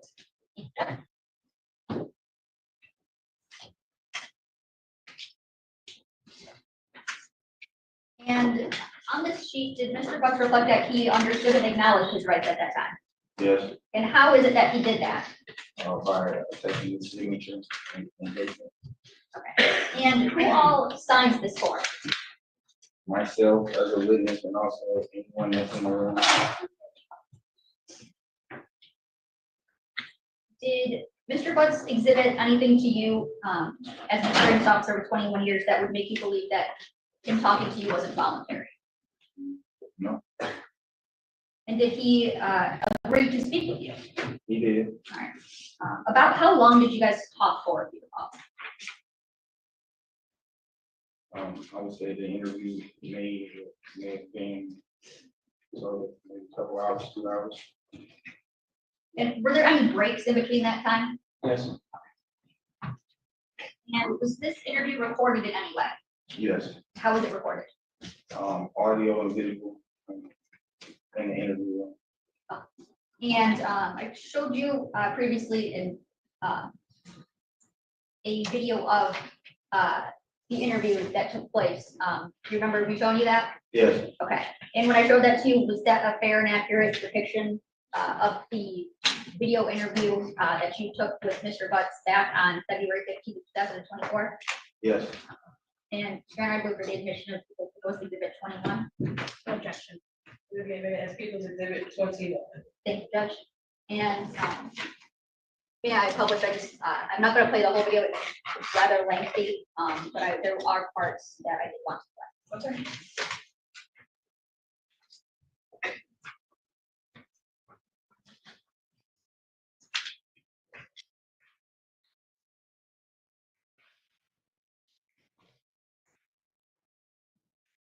First, officer, detective, I'm sorry, did Mr. Butts give you a phone number that he used?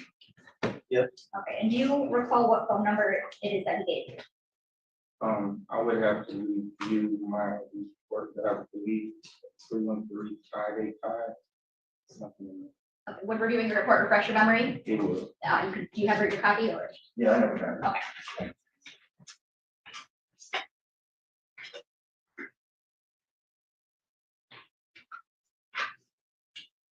It's 313-585-8719. Now I want to jump to 1 hour and 46 seconds. And 1 hour, 46 minutes and 56 seconds.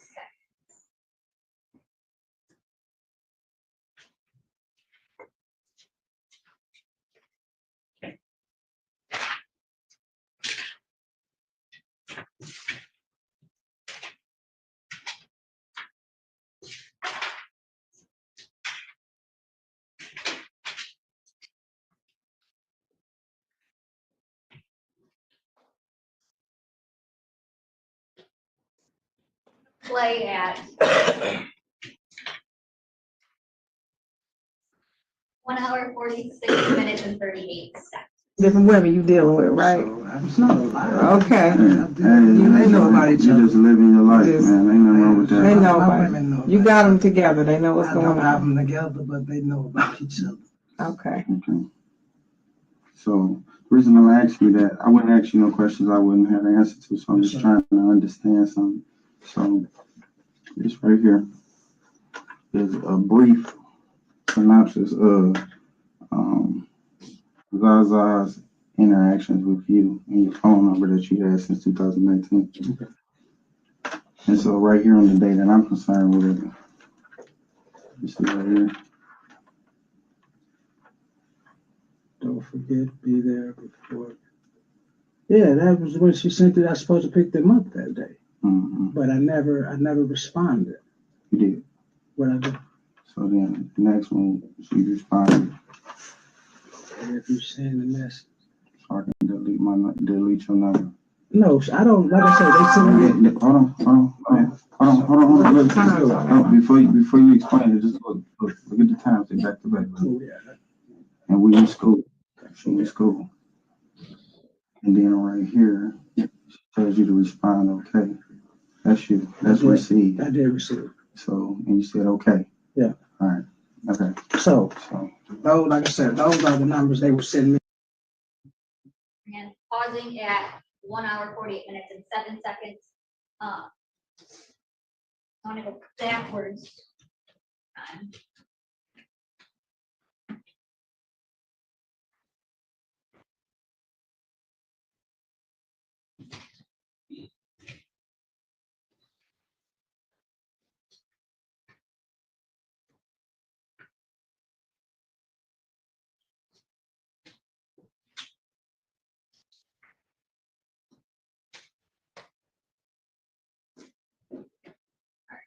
To 1 hour, 13 minutes and 49 seconds.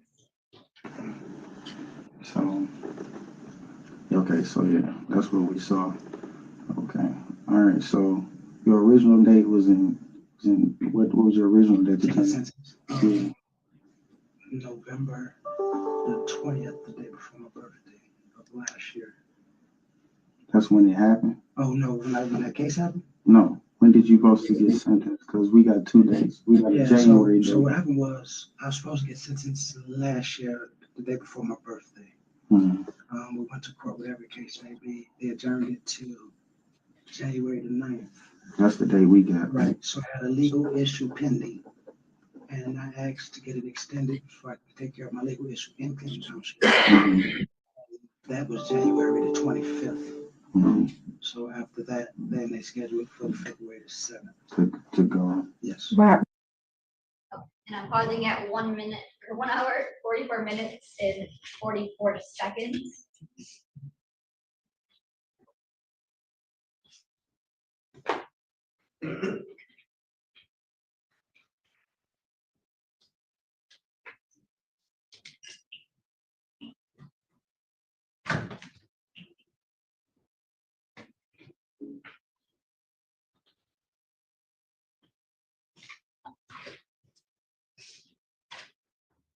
One hour, 15 minutes and 52 seconds. All right, so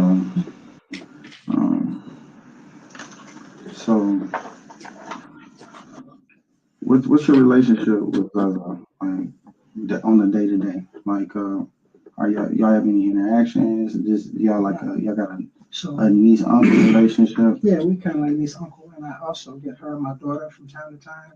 Your daughter who? Janiyah. How you spell it? J-A, apostrophe, N-I-Y-A-H. Janiyah what? Butts. Go ahead. How old is she? She's 10. Black female, 16. Okay. No, she's 10. Oh, I thought you said you soft spoken, brother. Okay. 10. Okay. Go ahead. So I get them from time to time. I do cleanups. Okay. A lot of times, sometimes I used to use them, and then when I worked at my old job, Frank's, I used to have them come and clean up my office and my bathroom and stuff, like twice a month, give or take. Okay. And where's Frank's at? That's on East One and F. Did you pay him? And pausing at 1 hour, 17 minutes and 3 seconds.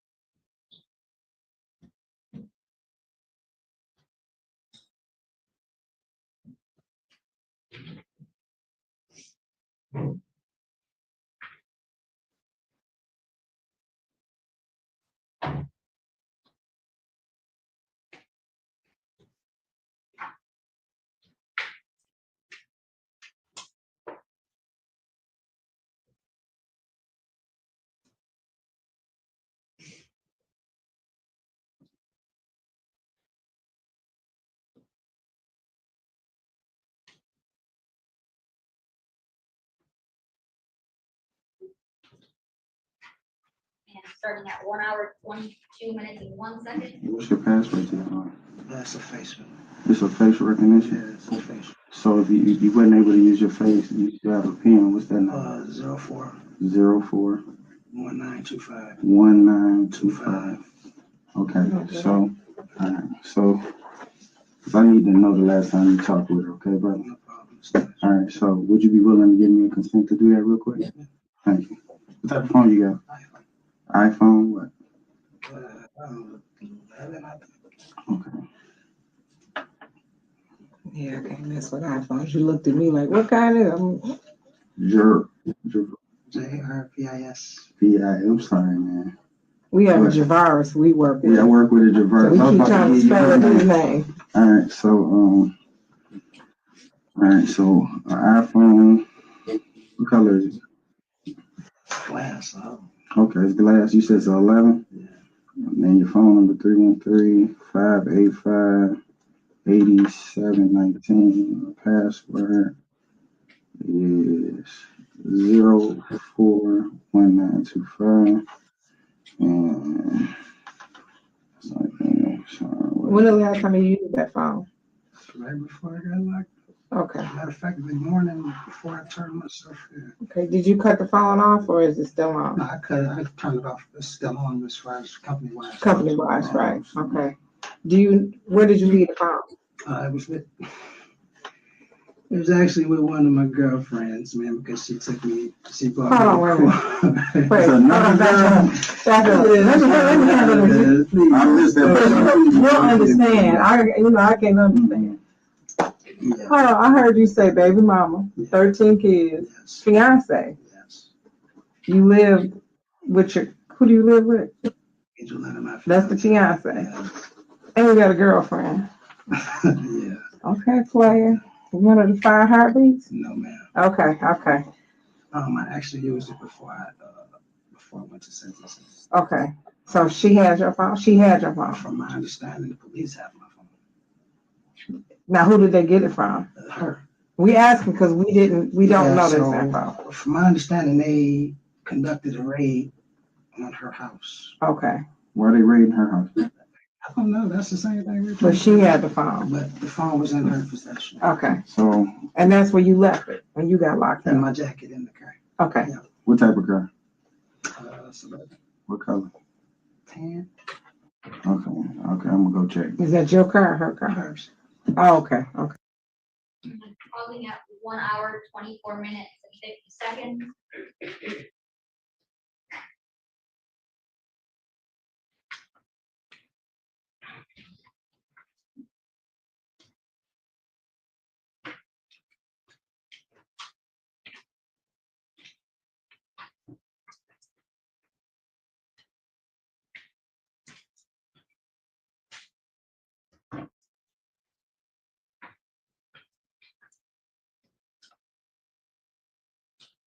Playing at 1 hour, 32 minutes and 16 seconds. Due to the snacks, whatever the case may be.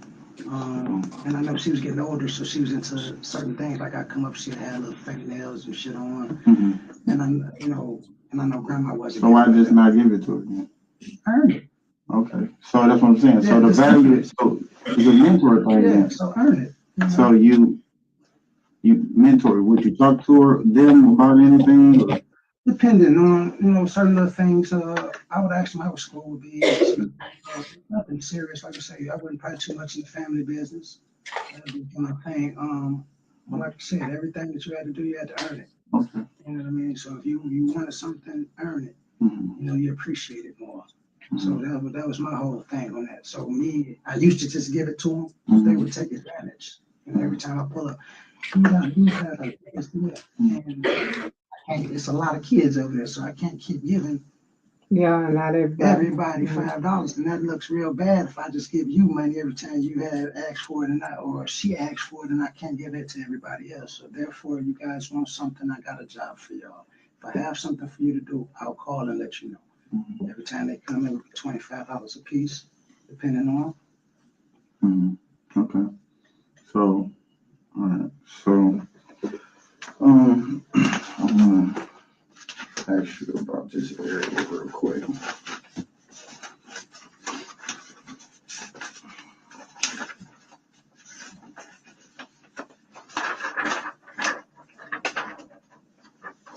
Let me see that. Confirm that photo. Make sure we're talking about the same person.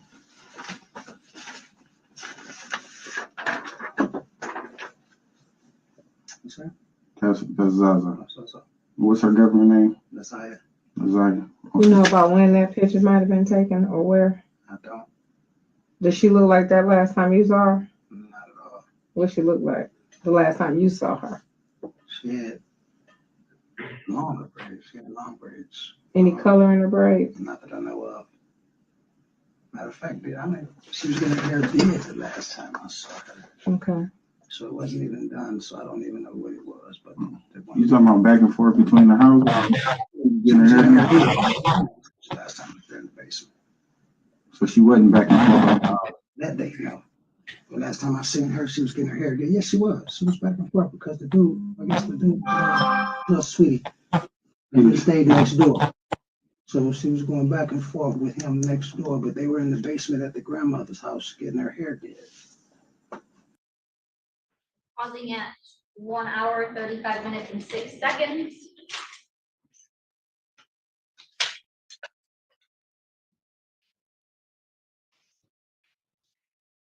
Playing at 1 hour, 44 minutes, 34 seconds. It was right around there.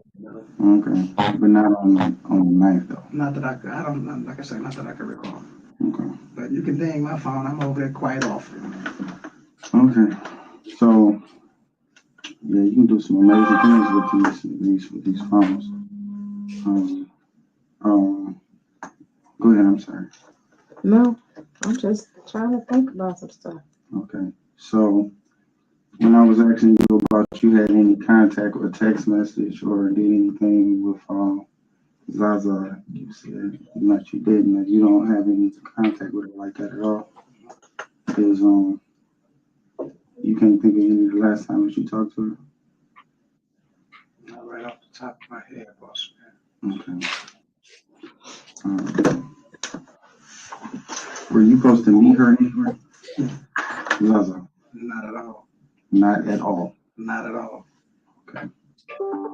So if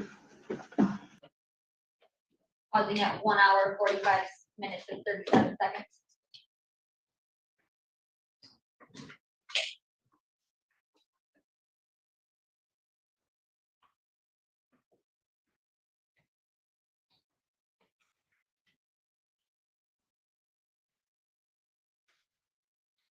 Playing at 1 hour, 15 minutes and 44 seconds. girls are young girls is fast and things like that. So I'm not accusing you of nothing, but some of the stuff like we can't just. So pig me, I gotta boss. ask you. Pig me, boss. I can't. So I just do a lot. I do a lot. Mm-hmm. So can you kind of help me out, like what went on this day, or point me in the right direction? What on that day, boss? What you insinuating? I'm not saying what. I'm about to say, what do you mean? No, I'm not saying anything. What I'm trying to say is what happened here, like. I can't tell you what happened. Like I say, why would she be texting you at, and if you wasn't I wasn't meeting, so if he's I was meeting, supposed to meet them at the house. it's okay to meet her. Right, So I'm that's saying fine. them, who, her and my daughter. So that's I'm one. supposed to pick them up at that house, at their grandmother's house on Bedford. Like I Okay. say, from time to time, I had jobs for them, and I did tell them today. Let me see, because the location she didn't put at my grandma's house. Well, on we're supposed to, Bedford. they're supposed to been at, because they got out of school at whatever time. I was waiting on my daughter to get out of school. Mhm. I don't pick them, I don't pick one up without the other. Bottom line, I don't pick one up without the other. So it wasn't Pausing at 1 hour, 51 minutes and 54 seconds.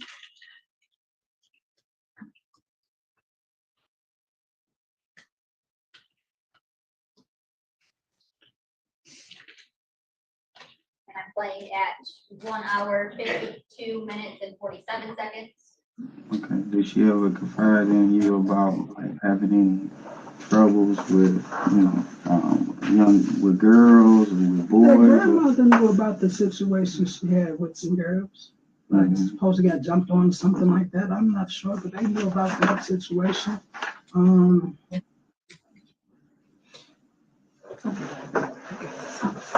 Yeah, they knew about all that, boss. I'm sitting up here, man, I'm giving you consent to everything that I got. My phone. so why would she tell you to delete? Why would she have to delete your number from her phone? She wasn't talking about my number. She wasn't. She was talking about the number that she called me from. Like I said, they call from different numbers. The auntie, No, this text now shit. So right. So Delete my number. No. So I can delete your number. So I can delete. I don't know why she would say my number, bro. Because anything that we do, like I said, it's always like that. And when they call me from text now numbers and all that bullshit. So I'm assuming she was sneaking when she said it. Like I said, I don't have no reason to hide nothing, boss. My phone is what it is. Everything is in my phone. Y'all have possession of my phone. Take a look at it. Go through it. So I don't know what that's about. I don't know why would she say delete my number. So you saying that you didn't meet up, right? I promise to Jesus, I didn't meet up with that young lady. Promise to Jesus. Yes, I promise to God I didn't meet up with her. And say we never got, like I said, when she sent me that text message, I was supposed to pick them up. We never got a chance to anything because Who you know in your time? He said, well, I know Ipsy. We were doing a job in Ipsy, honey. On the night? The 9th, yeah, we were doing a job, mobile job. I don't know who that lady is. Pausing at 1 hour, 54 minutes and 42 seconds.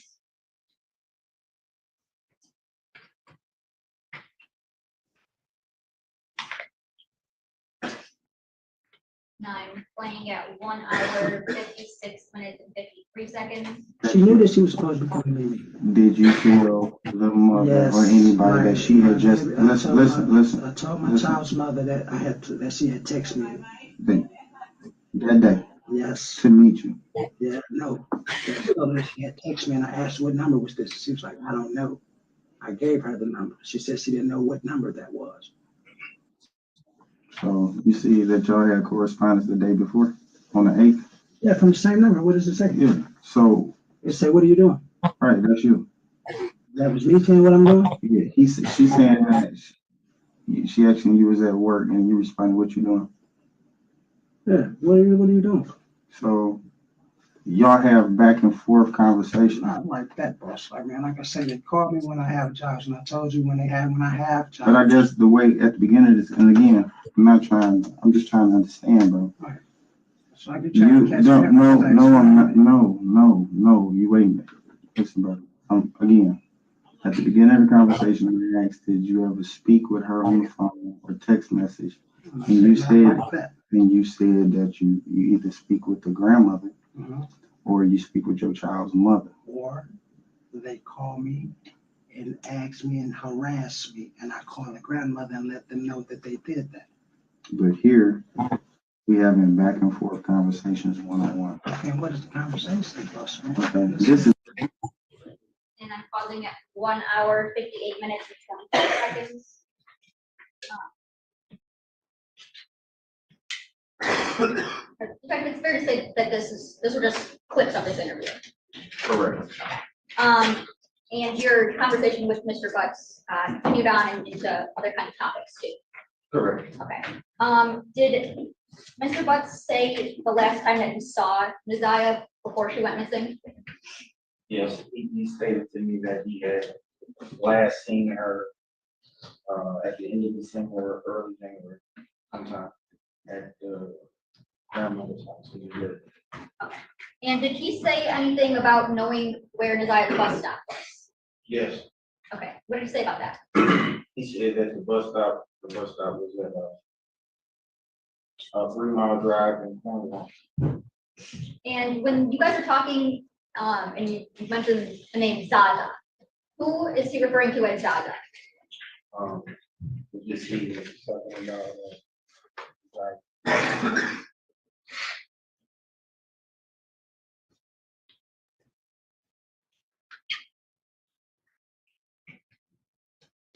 And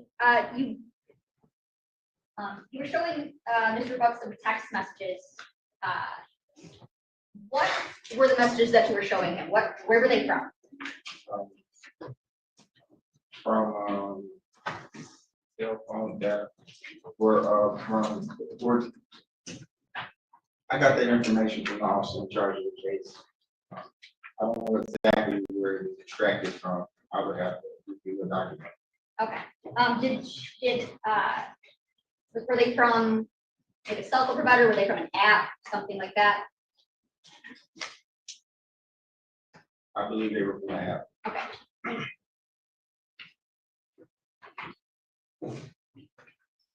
And was it your understanding that those were messages between Mr. Buck, the defendant, and Nizaya Harris? Absolutely. Okay. And the photo that you showed Mr. Butts, where he identified Nizaya Harris,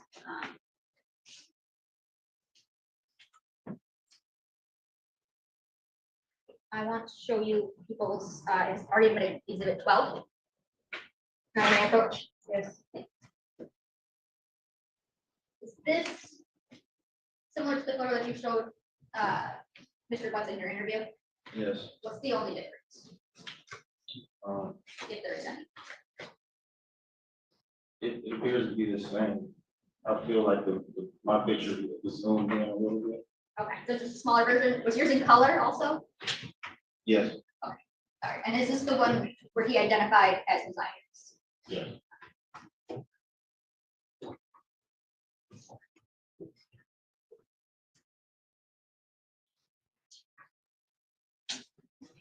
I don't think I have time.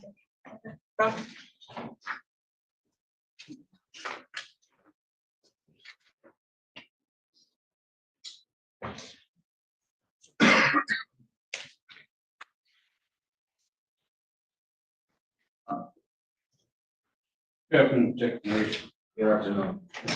So, let me ask you, first of all, your role in this case, were you primarily just interviewed Mr.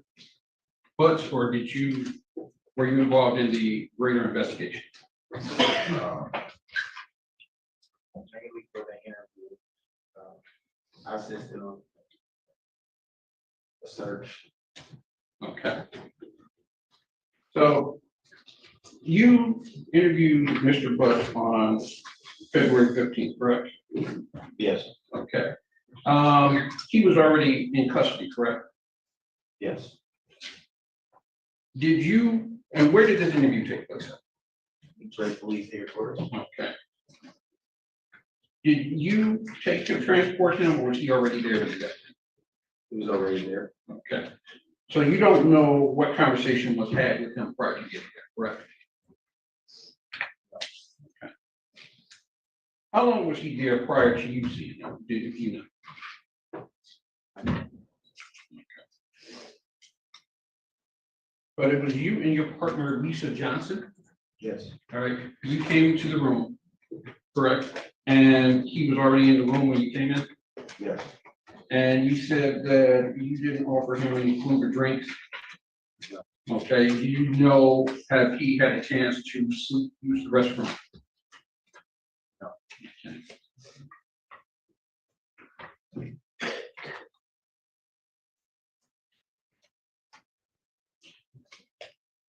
So you begin the interview with the reading of his constitutional rights. Yes, All right. And you said you believed he understood English. He understood everything you said, correct? correct. And you read the rights from him. Yes, Did you read them? Did he read them to you, or did you read them to him? I recited it to him first, Okay. and then I asked him to go over it and read it. So, Okay. You didn't have him reading out loud. I can't recall. I can't recall. All right. And he initialed behind each one of those, right? Yes,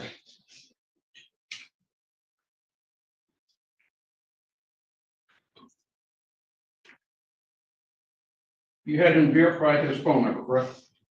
correct. First of all, let me ask you, what was Mr. Butts' demeanor at the time? Initially, it appeared to be broke down. Okay, so he appeared to answer all your questions, right? Yes, Didn't hesitate in answering any of your questions, didn't he? no, All right, and it was a conversation between the two of you, right? yes, You said this interview took place over 2 hours and 15 minutes, is that what I have? I feel it was about a couple hours or so. Okay.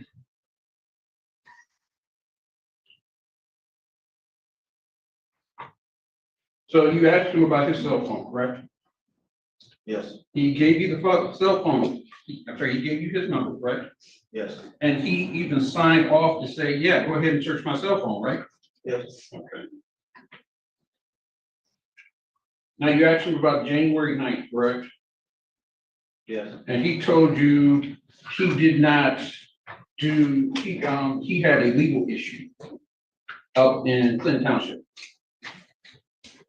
I'm sorry, he had a legal issue, excuse me. yeah, he said he had a little issue, yes. Right. Did you check and verify whether or not that was true? I did not. Okay.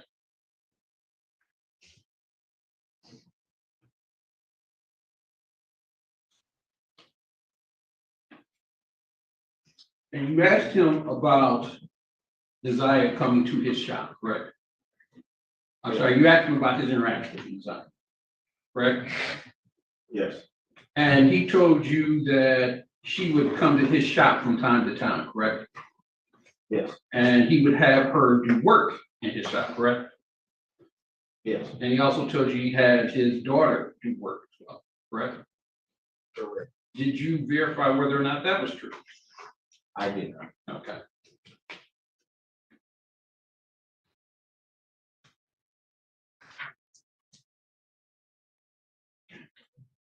You asked him about a bus stop, correct? Correct. And he said, he told you where this bus stop was, correct? Correct. And did you find out how he knew where this bus stop was? I did not. I'm sorry? I did not. Did he tell you that anyone told him where this bus stop was? I'm not sure, sir. I can't recall. You can't recall. Maybe that's true. I can't. Can't recall. Okay.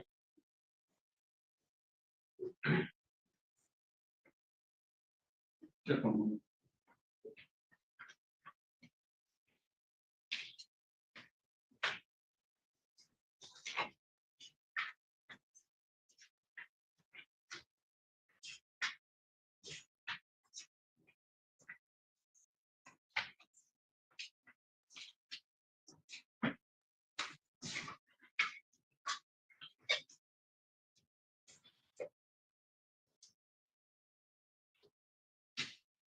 Yeah, I have no further questions.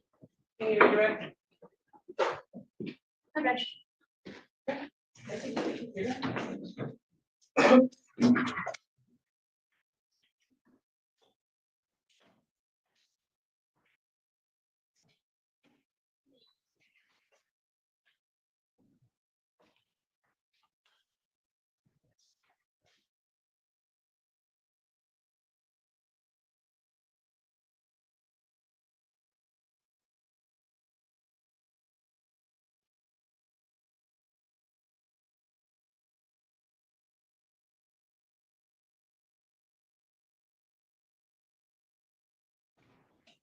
Okay, we have 4 to 5 left, right, as far as witnesses? I believe so, Judge. I don't think we're gonna be lengthy. Okay, we come back at 1:45 and finish up. the rest of the witness. Thank you. Thank you.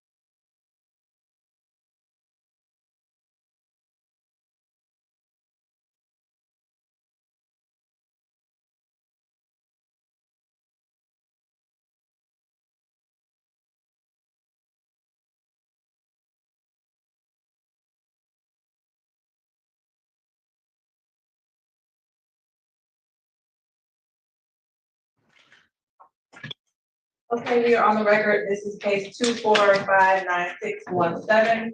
People of State of Michigan versus Jarvis Butts. We are back to continue from a lunch break.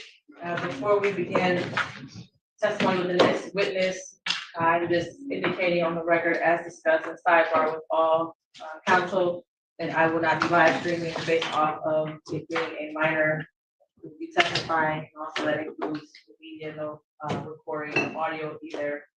And with that,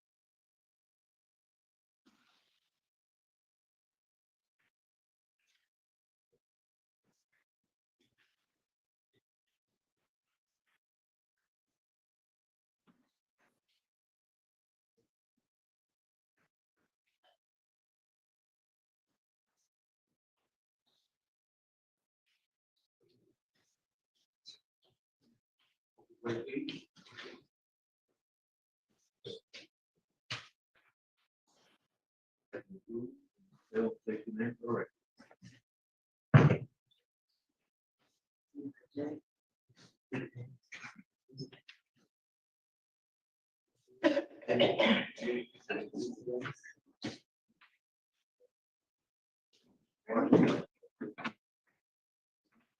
Right in.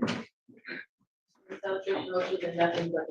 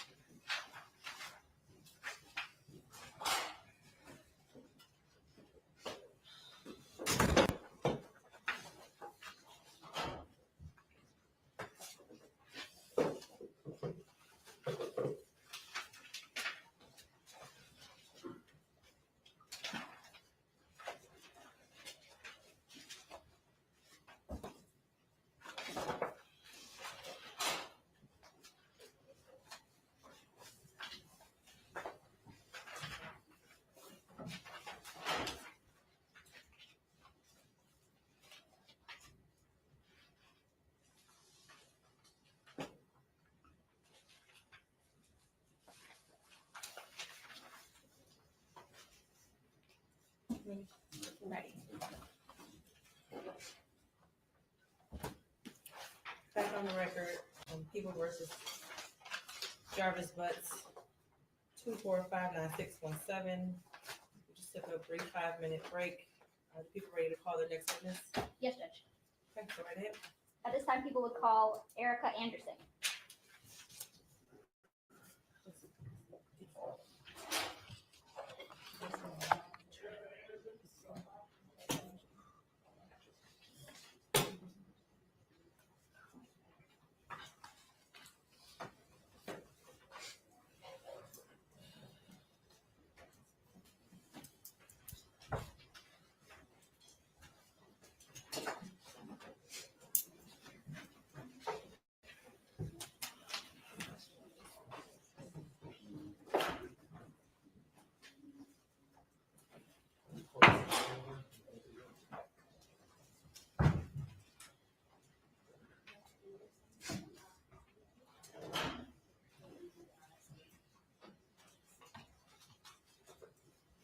Triple on trip.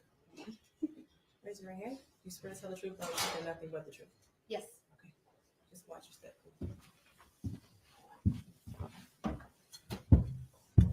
And you can pull that microphone off the ledge if you want, so you don't have to keep leaning into it. Yeah, ready. Thank you, Judge. Good afternoon. Could you please state your name for the record? It's Erica Anderson, ERICAANDERSON. And how are you employed? I'm with the Michigan State Police Northville Crime Lab in the biology unit And how long have you been employed by Michigan State Police in the Norfolk Crime Lab? for 15 years. And what kind of education do you have for your job? I have a bachelor's in biochemistry from Eastern Michigan University. I also have training with the National Forensic Science Technology Center and the Michigan State Police. That was approximately 1 year of.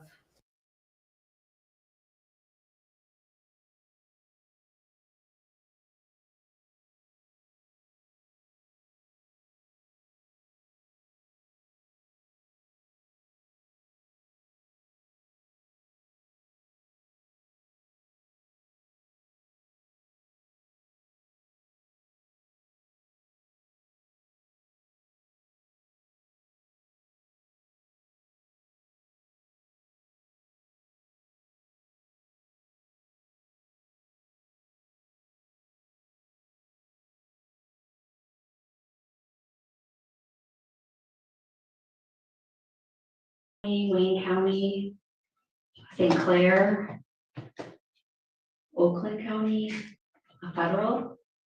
And which approximate how many times have you testified as an expert? Oh, 40 And what is it that you testified as an expert in? on DNA analysis. Your Honor, move to certify Erica Anderson as an expert in DNA analysis. No objection. Thanks. Thank you, Judge. I want to talk about this case specifically, and when I say this case, I'm referring to lab number MD 24-691. Did you author reports as it relates to that case number? Yes, I did. Okay. And what record numbers did you author? Record 4, 6, 8.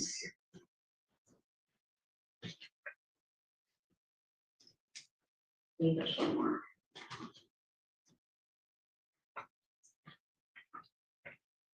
Oh, and 5, sorry. Okay. So 4, 5, 6, and 8. Correct. Okay. And Your Honor, may I approach? Planning to mark the people's proposed exhibits 22, 23, 24, and 25. Look at these and recognize what I mean.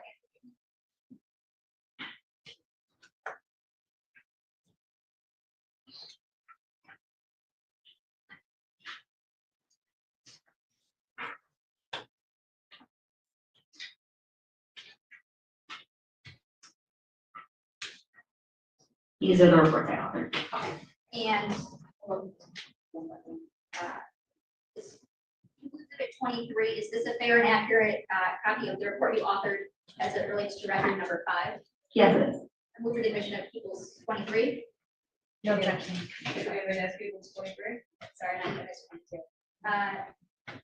In proposed exhibit 22, is this a fair and accurate depiction of the report that you authored in record number 4? Yes, it is. For the admission of Peoples 22. No objection. Thank you.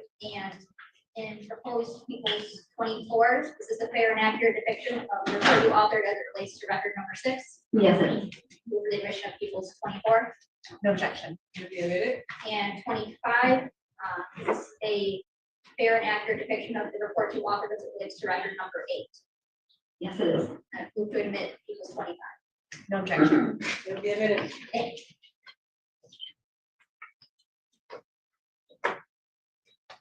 Now, may I publish it? Yes. Thank you.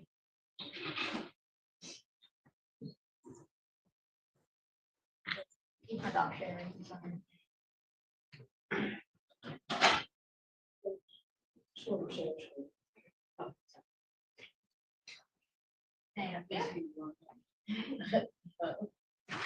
Okay, so we're looking at Peoples 22 right now. Tell me what is that like these reports just generally start with at the time. The information that is submitted by the agency with the evidence, which is their agency number, as well as the investigating officer. And then we assign a laboratory number to the case. It also has the date received for that evidence and the date the report was completed.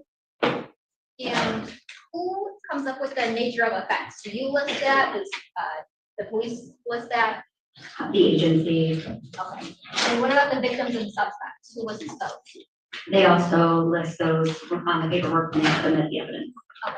So in record number 4, what did you do in record number 4?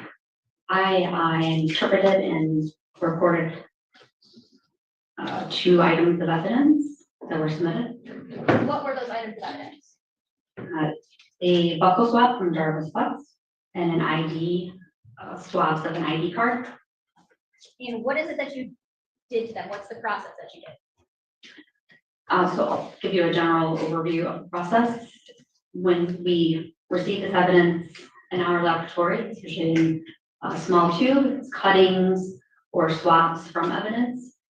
We then extract the DNA, we see how much is present, and then we make many millions of copies of that DNA. We can then get a picture of that DNA profile from the evidence for the individual, and we can compare those. So in this case, I received the buccal swab, and for a reference sample or a buccal swab or blood known DNA from an individual, everyone has 1 or 2 what we call types at each of the locations within the DNA. So when I see 1 or 2 at one of these locations, I know that's only 1 person. If I'm seeing 3 or 4, 2 people in that sample. So for a reference sample, blood or buccal swab from the infected one's cheek, there would only be 1 individual present, because that's directly from that individual. Okay. And what you do in your process doesn't change or alter the DNA in any way, does it? No, everyone has their own unique DNA profile. It is specific only to that person unless they have an identical twin. Every cell in your body has the same DNA profile that is unique to that individual. So in record number 4, you came up with some interpretation. What does that mean? So when I look at the kind of the picture of that DNA profile, I'll interpret how many people are there and then make comparisons to any known samples and the evidence. Okay. So in interpretation number 1, you obtained a profile from the Jarvis Butts buccal swab. Yes, I did. Okay, and that was sufficient for comparison purposes. Correct. What does it mean to be sufficient for comparison purposes? So DNA must be above a certain threshold for evidence or references. And in this case, that DNA profile was all above that threshold, and it can then be compared to evidence. Okay, and the interpretation number 2, you obtained a DNA profile from ID card swabs that was insufficient for comparison purposes. Correct, the amount of DNA there was just too low and did not make it above that threshold, so I couldn't do anything with it or compare it to anything. So you can say there's DNA there, but you can't compare it. Correct. That was the entire substance of report, record number 4. Is that there? Correct. Okay. In record number 5, what evidence did you analyze in record number 5? I received earbuds that were submitted as a possible alternate known. Fabric mattress pad cover cuttings. Plastic mattress cover piece. And these earbuds, alternate known. What does it mean? What does alternate known mean? When there isn't a known sample from an individual, occasionally they can bring in, an agency could bring in alternate known. Usually this would be a toothbrush or, something that you knew belonged to them, a comb or something along those lines. And then we could use that as an alternate known for that individual as their known sample. Okay, so as opposed to there's a straight buccal swab from them or a hair strand from them. Generally, buccal swabs or blood samples are used as references for known samples. And in this case, do you know what alternate known you received? With the alternate reference known possibly for the victim in the case. What an alternate known, could that also be like a blood card from the first? Yes, there are blood spot cards taken at birth that can be obtained from hospitals to use as known samples. Okay, so it'd be a known sample. Right. Okay. And your results in this case,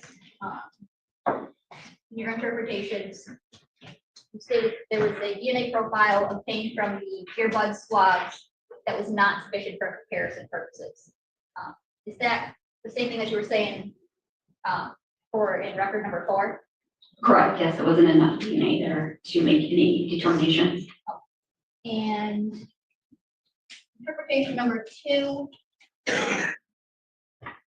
is for the fabric mattress pad cover stain. Why did you assume that it originated from one individual at United Texas Bail? So when I looked at that DNA profile from that mattress pad cover, there was only 1 or 2 types, these location, which tells me that's only one person in the sample. I could tell they were male because there was a Y. If it's female, it'll normally be an X present at the locations that determine sex. So I determined that it was one individual and they were male. Okay. And you determined that based on Jarvis Butts' known buckle, he was excluded from the mattress pad cover stain? Correct, he was excluded from that. And in interpretation number 3, there's the plastic mattress cover piece swabs. We assumed that there was DNA profiles from 4 individuals, which at least one was male. Correct. Explain that. So once again, I look at each of those locations, and like I said, there's 1 or 2 at each spot. I can also see how they line up with each other. Your DNA will be about the same height at each location, those 2 types. So if one is much bigger, that would also tell me that it's 2 people. So in this case, it indicated that there was 4 individuals in this sample, and that at least one of them was male. Okay. And then you made actually a hypothesis and results as it relates to the plastic mattress cover piece swab. Explain, first go through what's the hypothesis. So I use a mixture interpretation software called StarMix.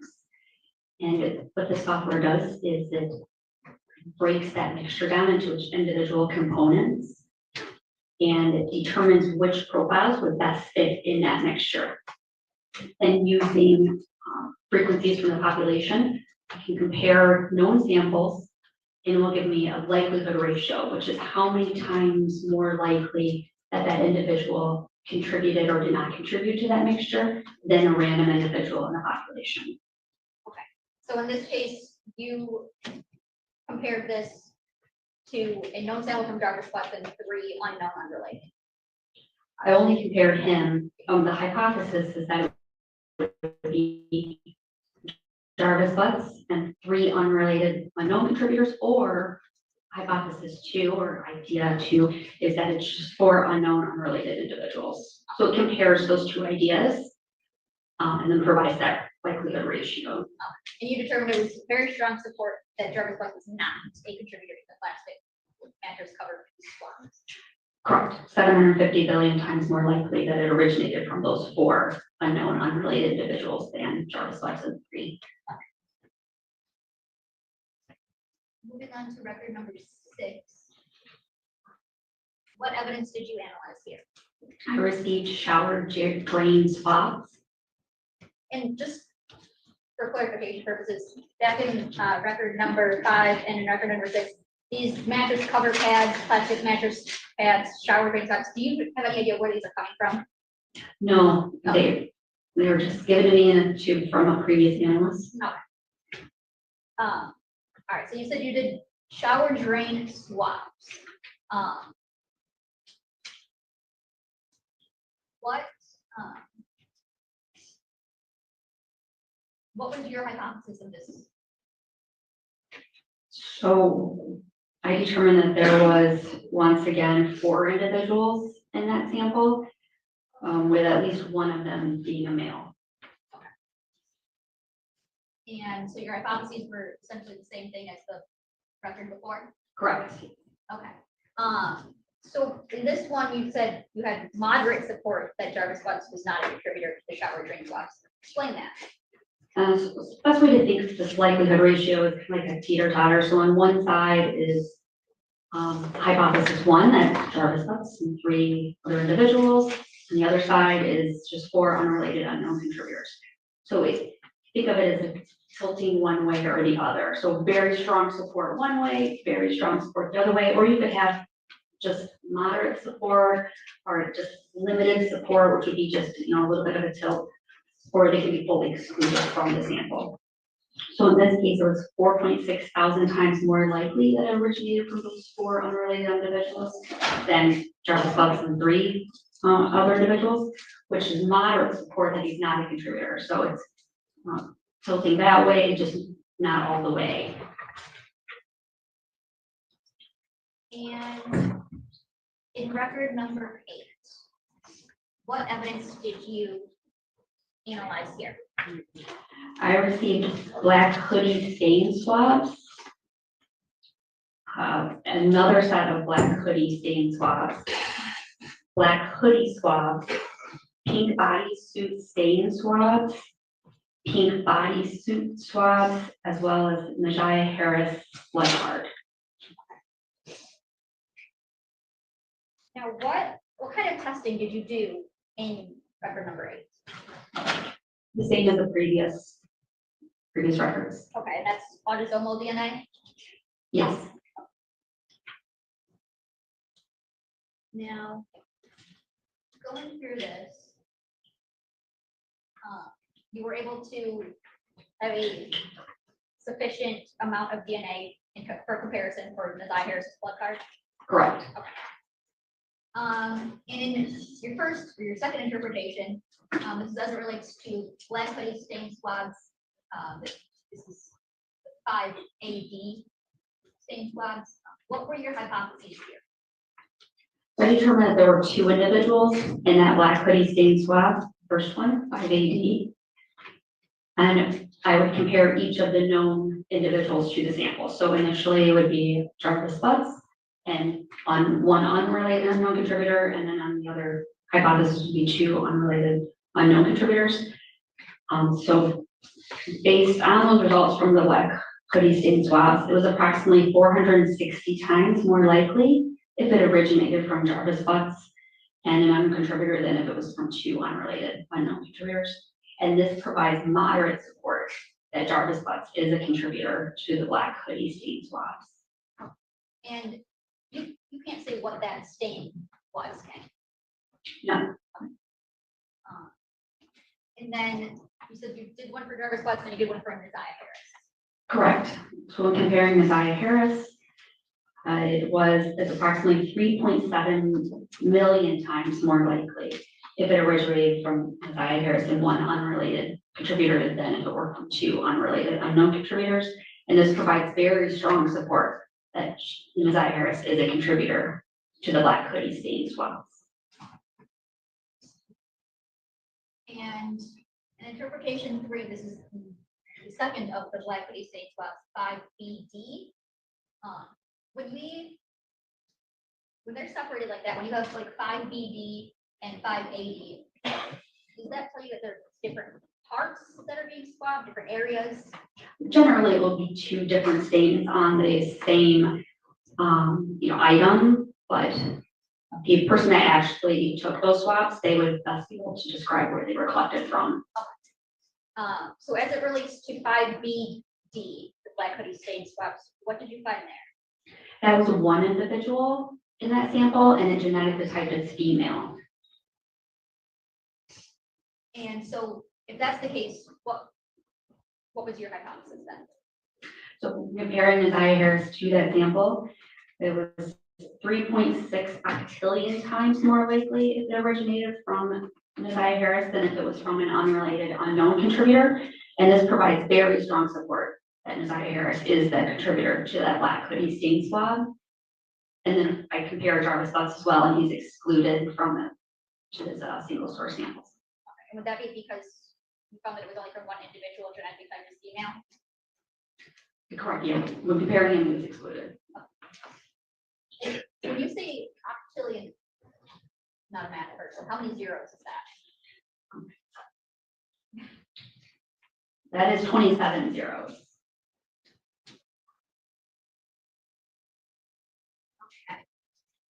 And in interpretation number 4, we have just black hoodie swabs in that's 5CD. And you had two analyses here. One with Jarvis and one with Messiah. What did you find as it relates to the comparison with Jarvis? So the black hoodie swabs, and generally these are taken to see who may have possibly worn it or skin cells opposed to stain swabs. So I determined that this was from 3 individuals. There were 3 individuals in that sample, and at least one of them genetically typed as male. And when comparing it to Jarvis Butts, it was approximately 2.1 million times more likely if it originated from Jarvis Butts and 2 unrelated unknown contributors than if it originated from 3 unrelated unknown contributors. And this provides very strong support that Jarvis Butts is a contributor to the black hoodie swaps. And what about the comparison to Messiah? When comparing Messiah Harris, it was 97 sextillion times more likely if it originated from Messiah Harris and 2 unrelated unknown contributors than if it originated from 3 unknown unrelated contributors. And this also is very strong support that Messiah Harris is a contributor to the black hoodie swaps. And how many zeros after sextillion? Sextillion is 21.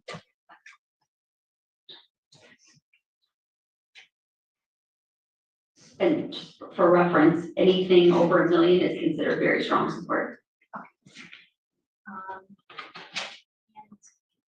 next interpretation is to the pink bodysuit skin swabs. You performed this assuming there was 2 individuals. What was your comparison as it relates to Jarvis Butts? Comparing to Jarvis Butts, it was 6.3 times more likely if it originated from Jarvis Butts and 1 unrelated unknown contributor than if it originated from 2 unrelated unknown contributors. And this provides limited support that Jarvis Butts is a contributor to the pink bodysuit stain swabs. And as it relates to Messiah Harris?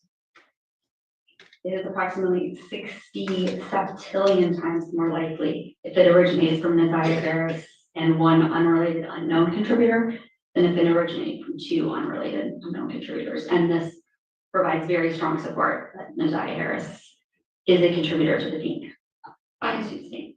How many zeros in septillion? Septillion is 24.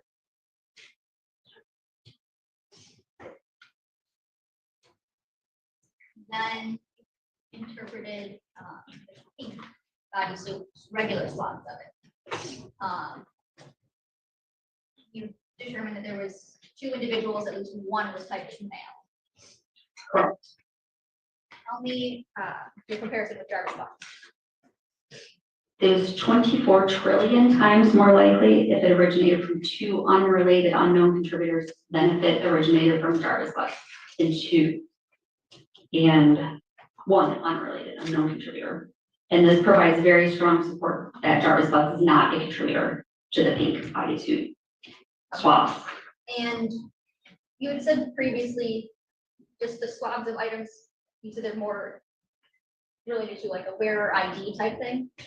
Generally, if it's possible stain, blood stain, semen stain, it'll have the word stain. When it's just swabs of, generally it is just swabs looking for who was possibly wearing that item. But I did not take the swab, so that person would be able to tell exactly. And for the comparison with the Harris, what did you find there? It's 150 sextillion times more likely if it originates from the Harris and 1 unrelated unknown contributor than if it was originated from 2 unrelated unknown contributors, which is very strong support that Harris is a contributor to the pink bodysuit swabs. I think we said previously that was 21 zeros. Sextillion, yes. And what were your findings as it relates to interpretation number 7 of the fabric mattress pad stain cover? So in the earlier report, we did not have a known sample from Ms. Harris, so I went back and compared her to those previously submitted evidence samples, one of which was the fabric mattress pad cover stain, which she was excluded as a contributor to that stain. Also to the plastic mattress cover piece swabs, which if you'll remember, that was 4 individuals. When comparing her, it was 430 million times more likely if it originated from 4 unrelated unknown contributors than if it originated from Ms. Harris and 3 unrelated unknown contributors. And this was very strong support that Ms. Harris is not a contributor to that plastic mattress cover piece swabs. The final was the shower drain swabs. That was also 4 individuals. And that was 13,000 times more likely if it originated from 4 unrelated unknown contributors than if it originated from Ms. Harris and 3 contributors. And that was strong support that Ms. Harris is not a contributor to those shower drain swabs. Yeah.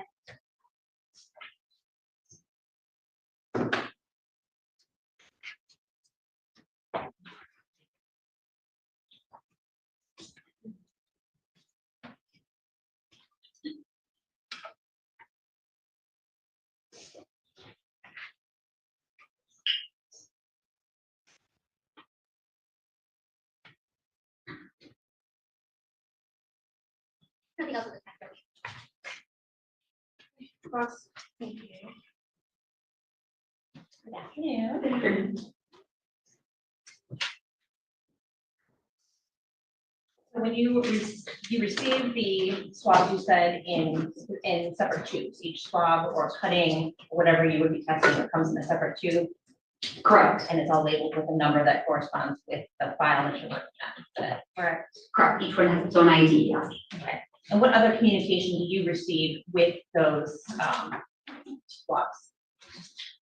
We have submission paperwork, and that is in our system loaded, as well as all of the worksheets from the analysis that we go through. There's chain of custody. I mean, all this is within our system, but we only receive that initial information when we submit it. That paperwork. Occasionally we'll have a police report or something, but in this case, I didn't see one. You didn't have one in this case? I did not have one in my case file. Did you have any communication with Sergeant Shannon Jones before you did the testing? No, I didn't. Okay.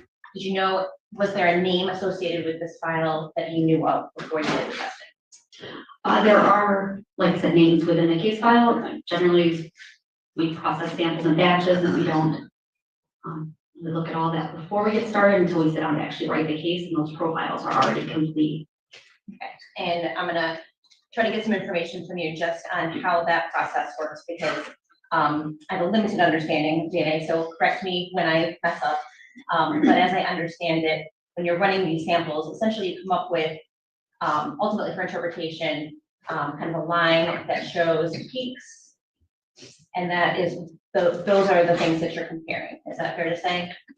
So we look at 24 different areas within the DNA, and 2 of those will just give me the sex of the individual, if they're male or female, if there's a male included. On the other 22, it will be 2 like peaks basically at each location, and you'll have either 1 or 2 each individual. And there could also be other peaks. So typically you have some that are taller than others, but you could also have shorter peaks. Is that fair to say? If there's multiple people in that sample, I'll see maybe several peaks, and that's how I would determine how many individuals are in that sample. Or things that you might interpret as, like, I think they call it stutter. We possibly, it's a kind of a normal part of this system. There are these peaks that are expected, and they generally are filtered out. Occasionally they get a little high, but we know what they are.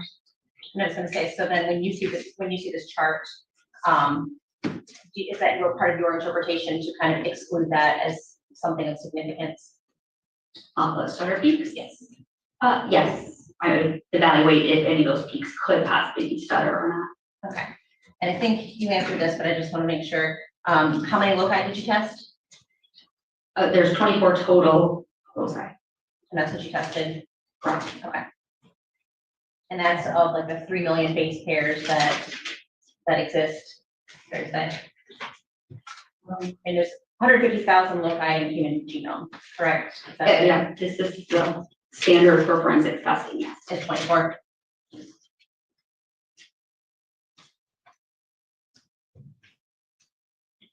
And so I think you indicated in almost all the things that you tested, they were mixed samples, except for the 2 initial, the buccal swab and the ID card. Is that fair to say? More than 1 contributor? Yes, except for the mattress stain swaps, I believe was a single contributor. Otherwise, yes, Okay. more than 1 individual.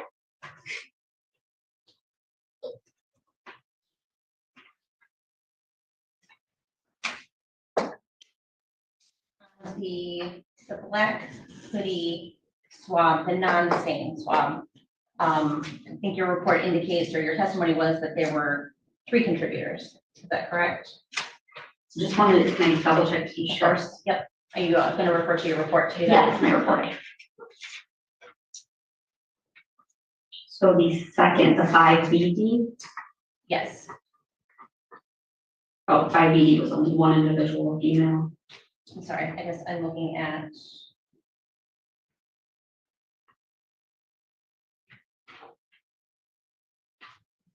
The hoodie swabs, not the stains. Correct. Yes, that was, I determined it to be 3 individuals present. Okay. And I think your report says that at least 1 was male. Correct. I can't determine how many males, just that at least 1 is male because there was a black in the sample. Okay, so fair to say there could have been 2 male contributors and 1 non-male, 1 female contributor. Yeah, and all I know is at least 1 in those 3. Okay.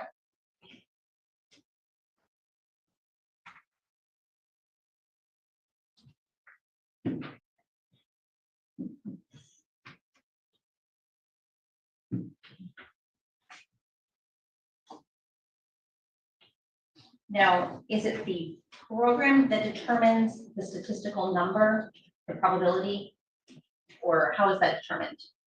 I determine how many individuals are in the sample, and then the software determines that likelihood ratio. Okay.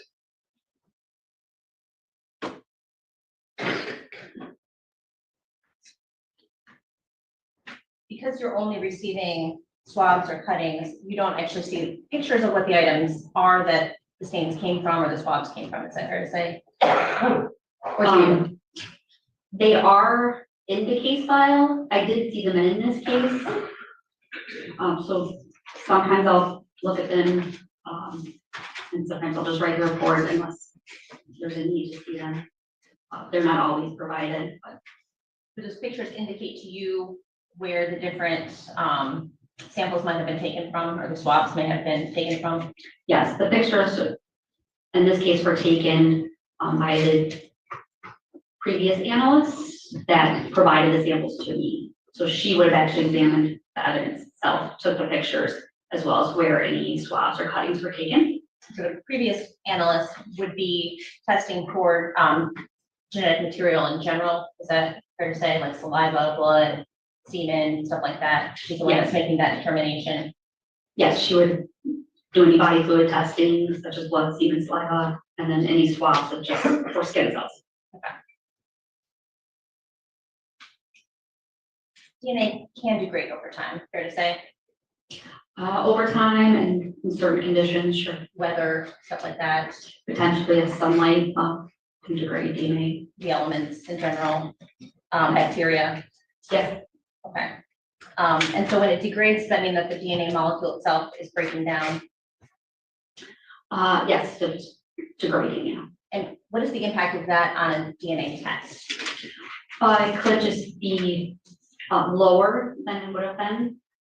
So there's still a profile, it's just lower. We also see a very specific pattern when something is degraded, where it, instead of peaks kind of being nice and straight, they kind of ski slope off. So we can identify it.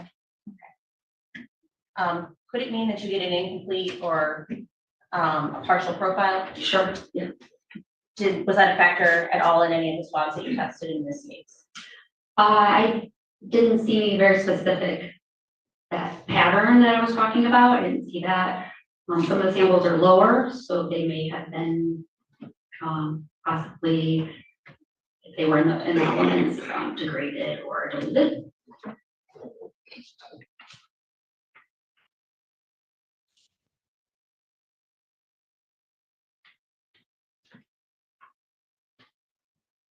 So you mentioned that when you're looking at a profile, if you see a Y chromosome, that indicates to you that there's a male contributor to that sample. Correct.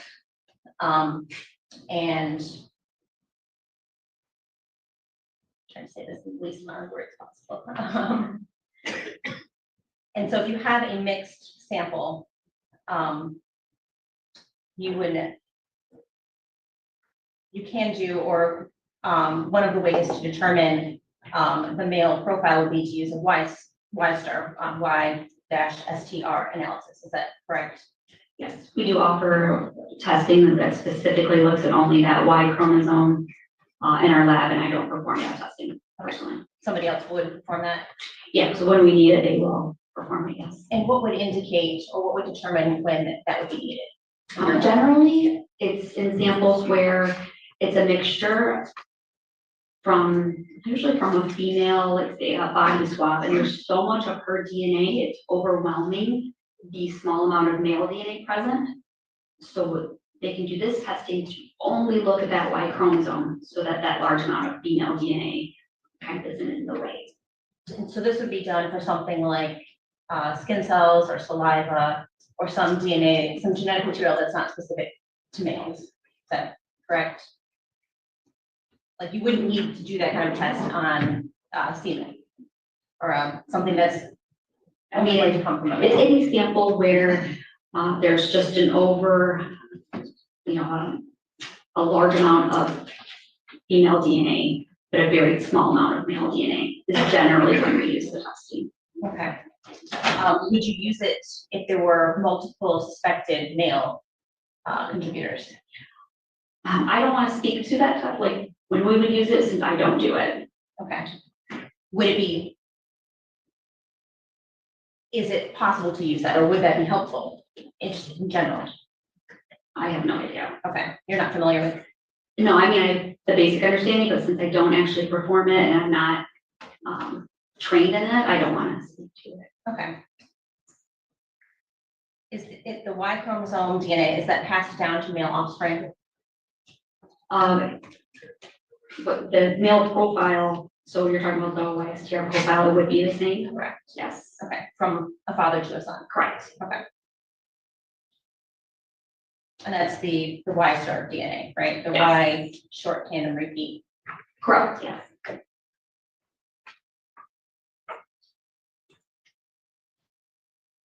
So you could have a similar Y star profile between a father and a son because that chromosome is being passed down almost completely unchanged. Is that fair to say? Or is it correct scientifically? I mean, scientifically, they would have the same, without any mutations, that father and son would have the same Y profile. Okay. But in autosomal testing, they would not. And when you were doing your testing on these samples, we had 2 known profiles, correct? Correct. You were testing against Jarvis Butts. Correct. Yes, and Rosaitis. That's correct. You weren't testing it against any other males.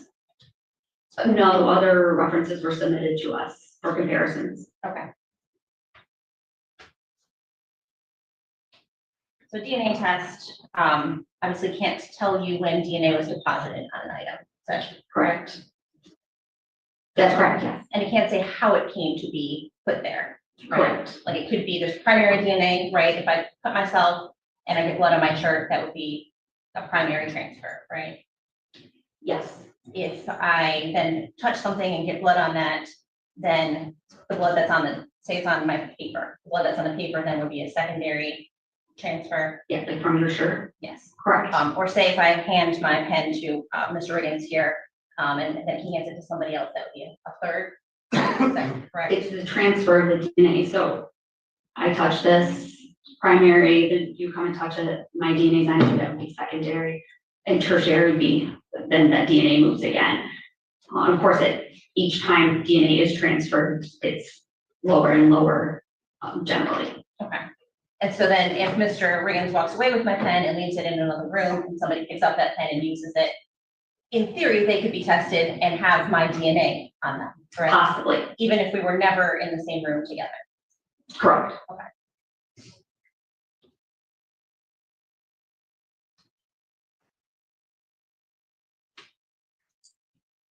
Transfer can occur also even like in a washing machine, right?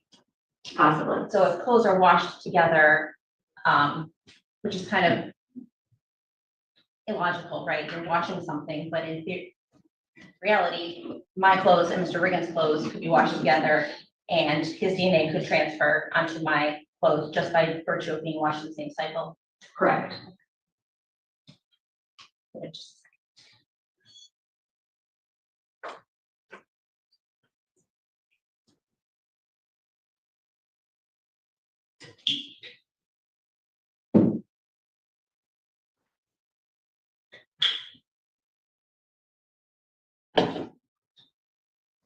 I don't have anything else, thank you. Yes, just briefly. You asked some questions about YSTR testing. Would it be fair to say that that's kind of like a secondary test you would do if nothing comes up in autosomal DNA testing? Correct. That's when we look at that type of testing, is when we don't get results with autosomal. And is that because in autosomal testing would be a direct match as opposed to just a match on a Y chromosome? To a Y profile that is shared, yeah. Okay. So in these reports, you had known samples from Rosiah Harris and known samples from Jarvis Butts. Correct. Okay. And they were direct autosomal matches to Jarvis Butts. We don't use match. We would compare them directly, yes. They were direct comparisons to Jarvis Butts DNA. Correct. Okay. And so I believe, as you said, he would share Y DNA with his biologically related male children. Correct. But his X DNA would not be the same as his biologically related male children. No, we get half our DNA from our mom, half our DNA from our father. That's what makes up your DNA profile. So if he has a male son, their DNA would not compare, it would only be compared comparatively to the Y chromosomes, not the X chromosome. Yes, so father and son, they would not have the same profile, but they would have the same Y profile, which is not the testing that was done in this case. Right. This is direct autosomal comparison. Correct. Okay. And is it fair to say that people shed or produce or leave DNA at different rates?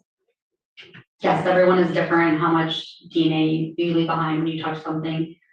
Things like blood, semen, saliva, we would expect there to be more DNA present in those types of samples versus just touching something in skin cells.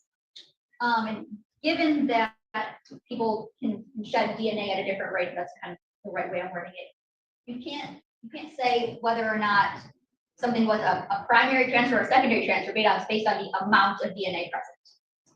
No, I can't say at all how it got there or even if it's a body fluid. I mean, I don't do any body fluid testing, so I can only say what the DNA is and not where it came from or the type of possible fluids.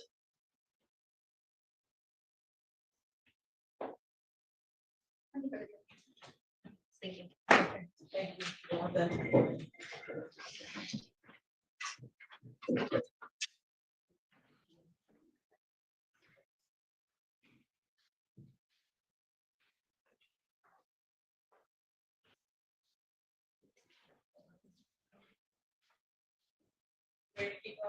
Yeah, Judge, if we could do one more. At this time, you will call Lieutenant George Harris.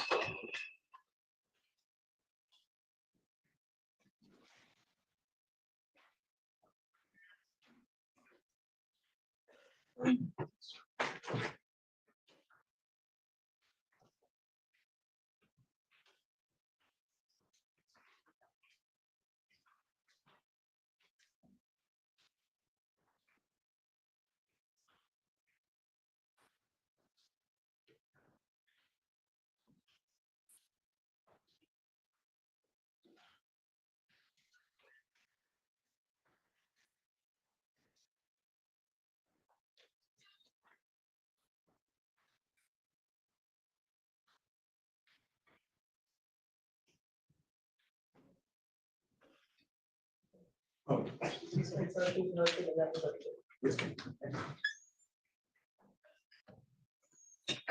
May I proceed, Judge? Yes.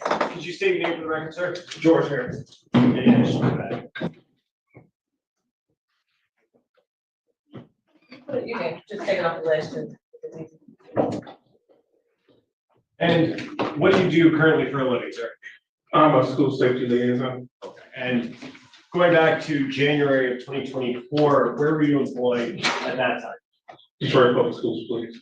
And what did you do for the Detroit Public Schools Police Department? I was a lieutenant.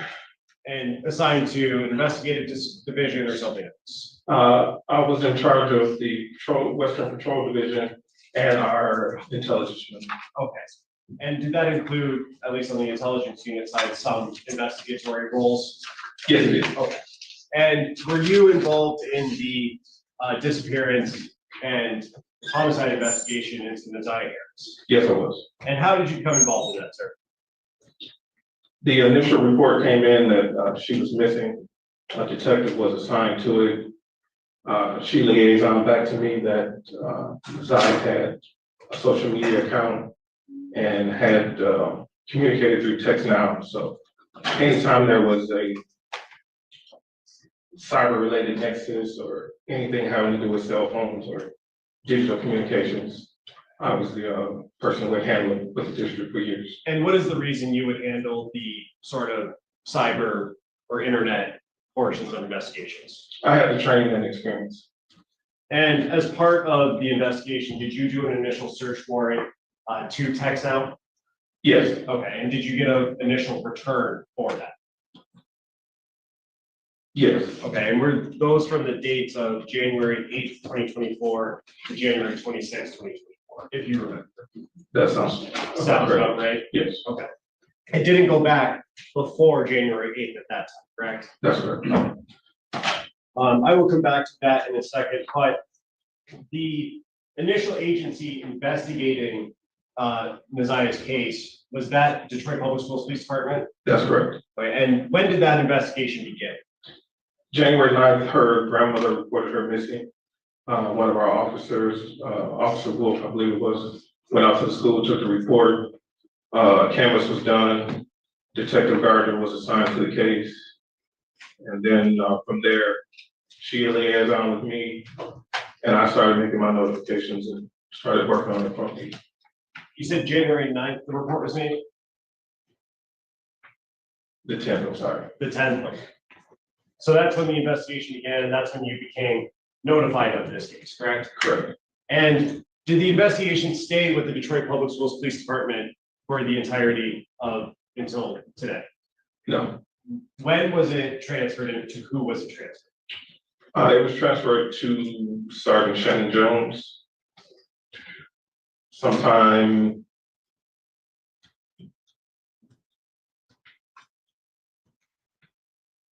I don't remember the exact date, but it was later in January, maybe early February. Okay. So we're getting closer to that 30-day mark. Around a month? Yes. Okay, and what was the reason it was transferred to BPD? There have been no sightings, nothing had been heard from her. At that point, the other agencies that I brought in, we ended up shifting it over once. We received some more calls from DPD. The commander of the 5th precinct called me, and we just got together with Detroit, my chief and I, and the deputy chief, and then they decided they were going to take it over because it appeared that she was not going to be recovered. Okay, and in the course, to your knowledge of the initial investigation by the Detroit Public Schools Department, was there any activity from this eye on social media after January 9th?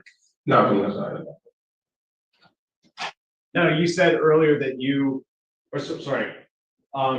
after it was transferred to the Detroit Police Department, did you receive a call regarding, from Sergeant Jones regarding a request to confirm an ID that was found, school ID?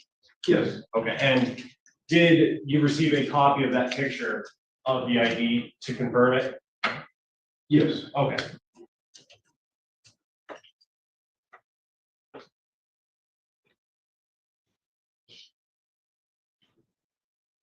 And the picture that was sent to you, did you confirm that as Naziah Harris's grade 8 identification card?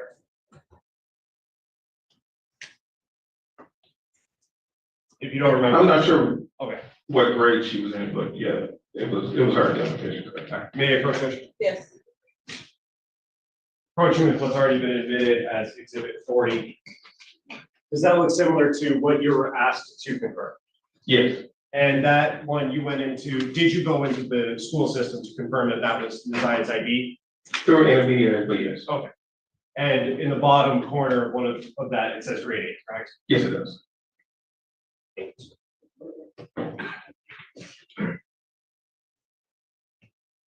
And you had said earlier that you did an initial search warrant to text now to receive some messages, correct?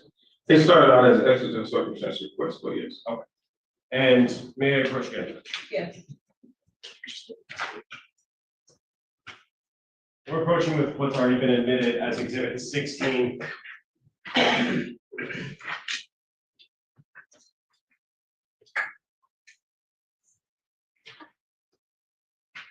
if you could take a look at that, I'm handing you the last page of Exhibit 16. Does that look familiar to you, sir? Yes. And are those some of the messages that you got from the search warrant that you did to text them? Yes. And are there on that page that you're holding 3 highlighted ones on the bottom of that message or of that page? Yes. And the first highlighted one, is there a number associated with whether that it was sent or received from or to? Yes. And can you read that number for the board? 313-585-8719. And was the first message that's highlighted there, was that a sent or received message? It was a sent message. Indicating that it came from the owner of the text now, correct? Correct. And what does that message say? Don't forget to be there before 3. I will let you know when I'm leaving school. If you're not there, I will wait. And to be clear, the owner of the account that you did a search warrant on, you believe to be Naziah Harris, correct? That is correct. And then the second message down from that, second to last message on that page, is that a sent or received message? It's a sent message. And who was it sent to, the number? 313-585-8719. And what does that message say? Send okay if you send the message so I can delete your number. And then the last message on that page first, is that a sent or received message to that account? Received. So the owner of the account would have received that message from someone else? Yes. And what's the number that sent the message to that text now account? 313-585-8719. And what is that message? Okay. And what are the dates of those messages? January 9th, 2024. And when the owner of that account received that last message of okay, what date and time did she receive that on? January 9th, 2024 at 14:23:10 UTC. And the UTC would be 4 hours ahead at that time from the local time? Correct. Okay. So that would have been at 10 a.m. or so? That would have been 9:23 a.m. Yes. Okay. I have another question.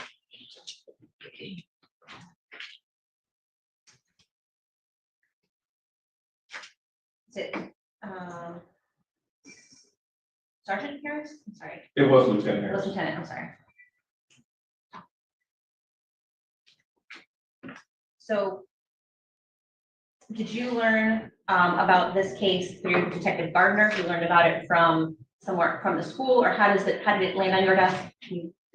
So the grandmother went to the school called Officer Wolf, who works that area. And then whenever we have a missing student, we always dispatch a detective. Okay, so it was Officer Wolf who was initially dispatched to the school Correct. to do kind of an initial intake or interview, Yes. so to speak. Okay. And you're familiar that he did that? Yes, he generated a report and did that. And then Detective Adele Gardner took over from that. So when Officer Harris, Wolf. I'm sorry, Wolf came back with his report, he passed, essentially, the report indicated what he did on the case and then handed it off to Detective Gardner. No, Detective Gardner responded to the scene before he even came back and did the report. Okay, so Detective Gardner is also involved in some of the things that Officer Wolf did.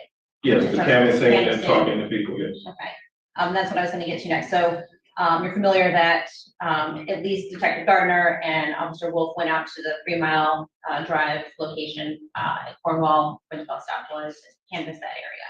Not just them, but other officers, yes. Others too, okay. Did any of the officers in, the DPS interview the teacher that was in Ms. I's class that day? Yes, I believe so. Yes, do you know who it was? It would have been Detective Gardner. And do you know if Detective Gardner has authored a report? She would have case notes and interview statements with everybody she interviewed. Okay.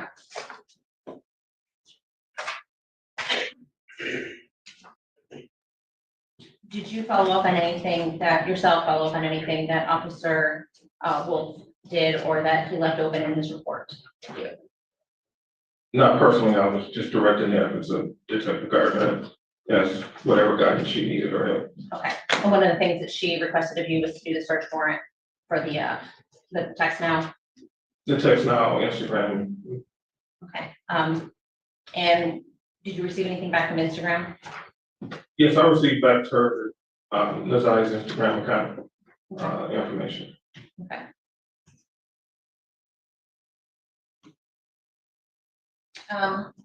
Now ultimately, you came into possession of Ms. I's laptop, is that correct? You talking about the one she uses at school? Correct. Yes. And how did you take possession of that? I sent Detective Gardner over to the school to pick it up. It was at the school? Yes. Okay, do you know where at the school? With all the rest of the laptops the kids use. Okay, so they leave the laptops there every day at the end of the day? Yes. Okay. Do you know if anybody's from your unit or searched anywhere in the classroom, like lockers or areas where like coats and other things, bags, backpacks, lunch boxes, that kind of thing are stored? That would have been standard to have to search where her locker was, her classroom, any of that stuff. It would have been. We would search the whole school to make sure that we found kids hiding in the school before they were missing. So we would search the entire school, surrounding area that route to and from school. things of that nature. Can you say for sure that that was done here, or just that should have been done? Because That should have been done. Okay, but you can't say for sure that you didn't do I it, didn't go to the same. and you haven't read a report that indicated somebody else did it, is that fair to say? That's very true.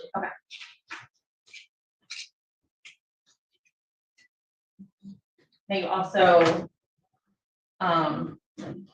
we're showing a picture of Messiah's, 8th grade ID card from the school. Yes, Okay, do you know when that ID card was issued to Messiah? should have been beginning of school. So that would have been end of August? Yes, or, yeah, we started before Labor Day again last year. Okay. Other than the warrant and, giving the laptop over to, DPD, did you do anything else yourself in this case? Yes. What else? Went back out to the school, interviewed some students, got some more information from some of the Zion's friends. Different from what they had given earlier. Spoke with her little sister, spoke with the grandmother, got the release for her dental records, picked up a toothbrush. Went out on a couple more canvases, things of that nature. Okay. Now you mentioned that, you passed this case off, or your partner passed this case off to DPD, at about the 30-day mark. Somewhere around there, it may have been a little after, because right around the 30-day mark is when I would have went and got the toothbrush, so we still had it then.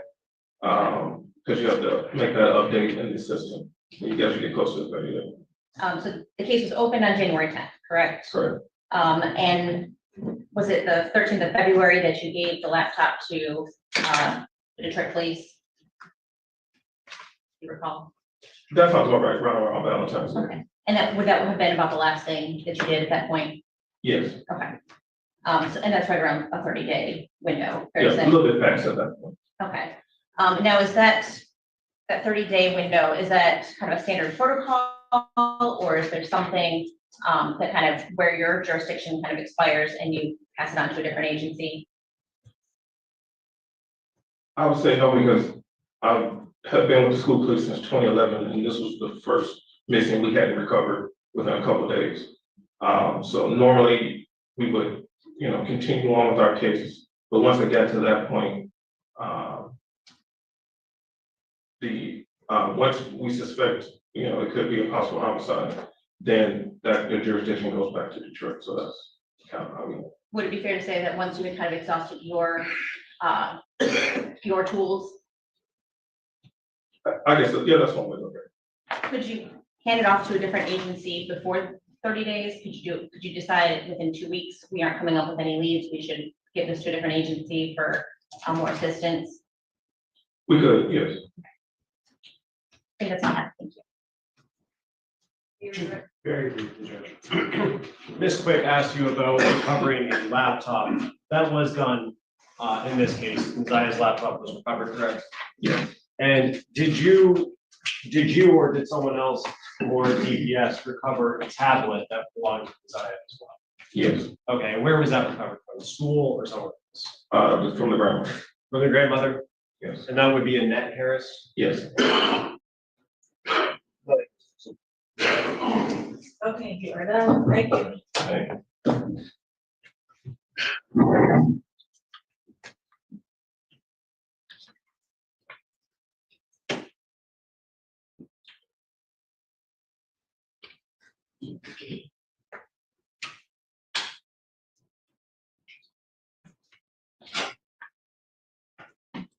Maybe we have one more, Judge. Yes.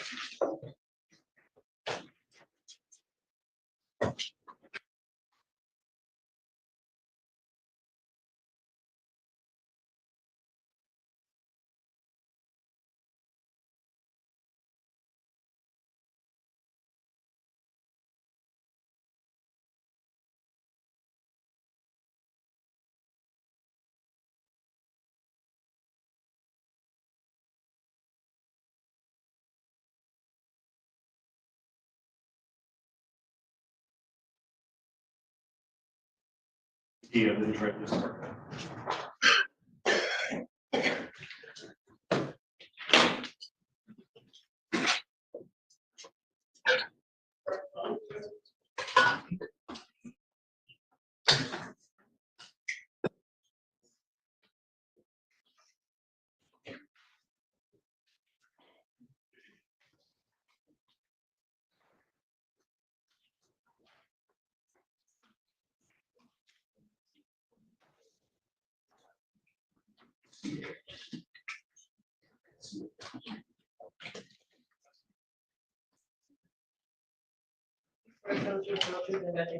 I do. Hey, procedure. Yes. You state your name for the record, sir? Antonio Carlucci. And what do you do for a living? I'm a detective with the Detroit Police Department. How long have you been with the Detroit Police Department in total? Total 29 years. And how long in the homicide unit primarily? 11 years. Okay. And what is your current role in the homicide unit? At this time, I am one of two that extract surveillance videos from locations. Oh. And does that sometimes include like doorbell cameras, Ring or Xfinity or something like that? Correct, it does. Okay. And did you do that? I want to take you back to January 20th, 2024. Did you receive a request or a dispatch to go to a location?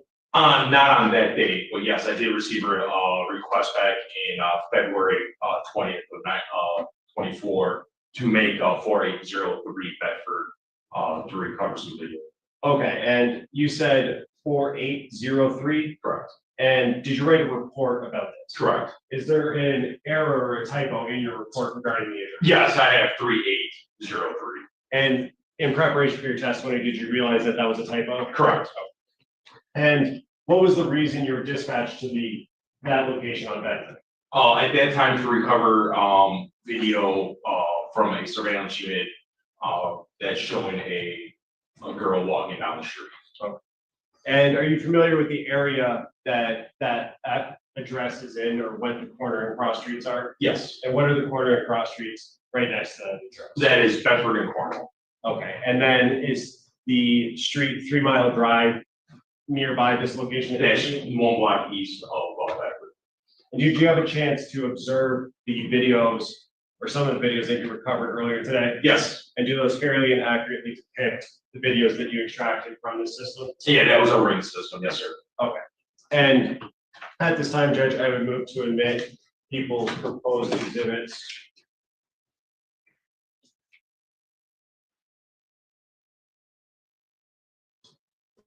'49, '50, and '51. Any objection? No. It will be noted. And permission to publish. Yes.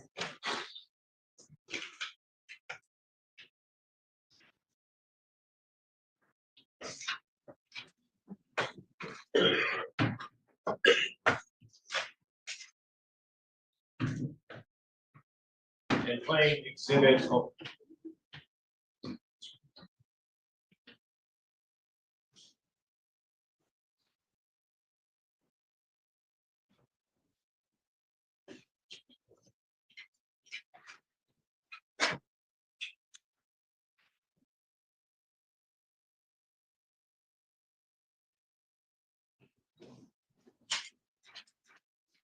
Playing exhibit 49 from the beginning.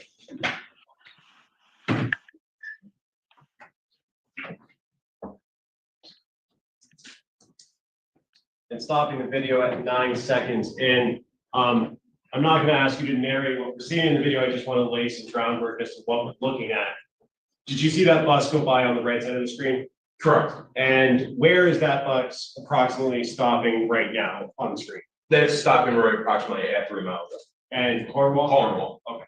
And we're looking at Bedford from this view. Yeah, we're looking eastbound from the house of 4803 towards down Cornwall towards 3 Mile Drive. Okay. Continuing playing from 9 seconds.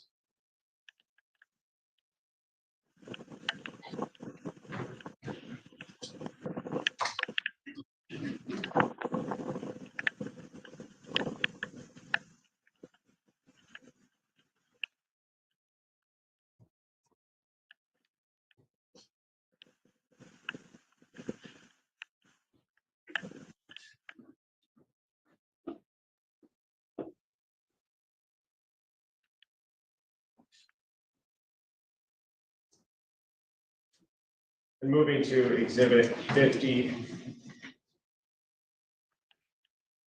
And playing from the beginning.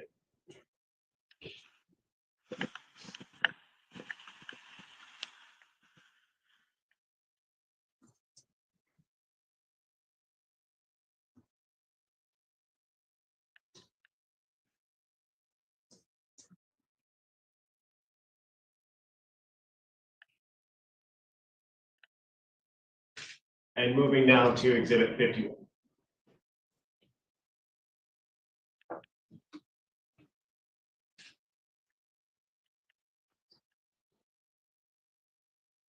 And stopping at 6 seconds into the video. Detective, is there a timestamp on this video that you can see or that you know of? There is a timestamp. Can you see it on the screen right now? No, sir. And is it being obscured by the zoom thing in the bottom right corner? Correct.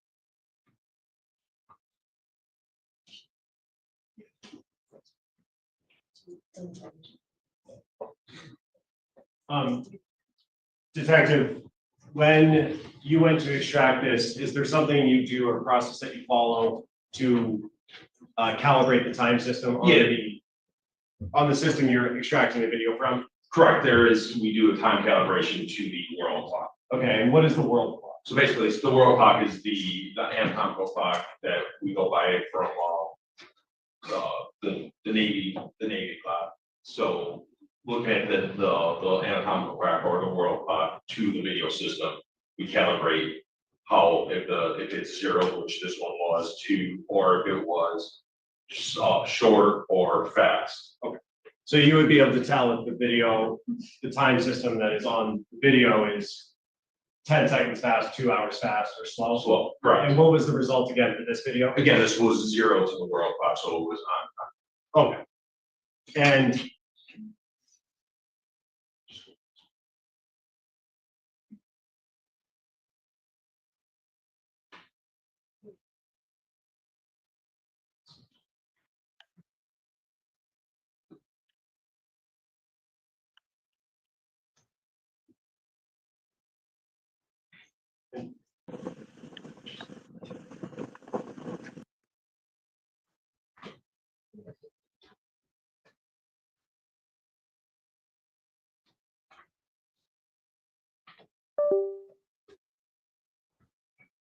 may I push the administration? Yes. Detective, can you read, it might be easier on the laptop, what the time is in the bottom right corner on the screen right now?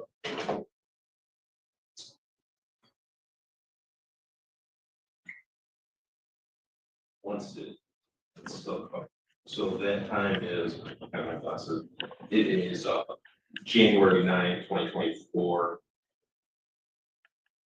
And I believe it's 14:54 and some seconds. And 14:54 would be around 2:54 p.m. on the 9th of January. And all of these videos have that timestamp? Correct.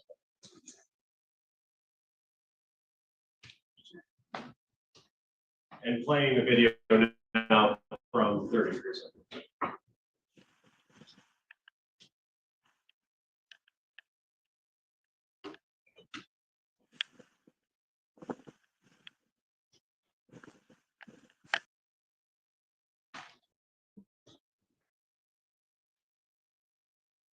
I have nothing further, Justin.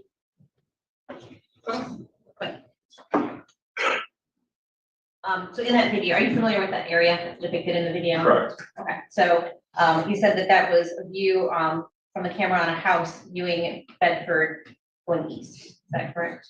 Bedford runs north and south. Cornwall runs east and west, so it's shooting eastbound down Cornwall, basically. Okay. Your view is is looking towards the east. Correct. Okay. And so in Bedford, you said it's a north-south street. Correct. And so the person walking down Bedford will be going towards the north. Yes, ma'am, towards Warren, East Harper? Warren. Or, is it Warren or is it Harper? That's Warren. Warren, okay, Well, Warren, then Harper, that's all going in that. okay.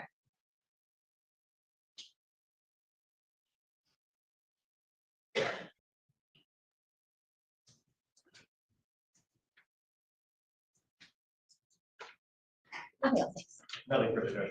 Yeah, you're all done, thank you. Thank you, ma'am.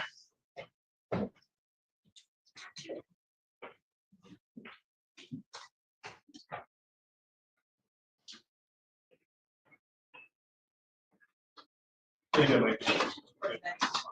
Okay. And tomorrow, how many witnesses do you anticipate? That's the way to go.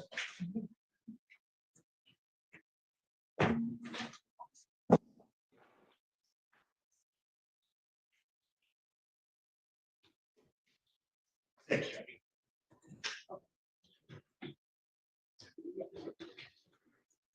You all want to start at 9:00 instead of 10, or keep it at 10? I would say probably keep it at 5, just because Oh, you're next to city is on. Okay. All right. There are a few cases on the docket, some domestic violence cases that I don't think will interfere, but the complete afternoon also is blocked off for this case, so we'll figure it out. Off the record, Not to the people. Nothing, thank you. off the record.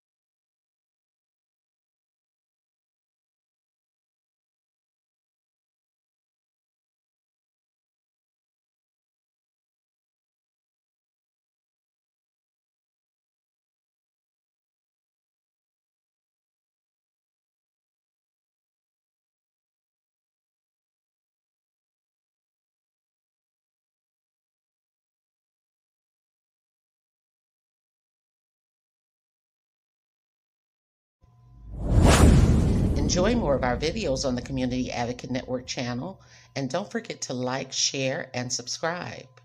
If you would like to advertise your service, special announcement, or event, you may contact us at the Community Advocate Network at gmail.com. For community resources or services, visit our website at www.canmichigan.com.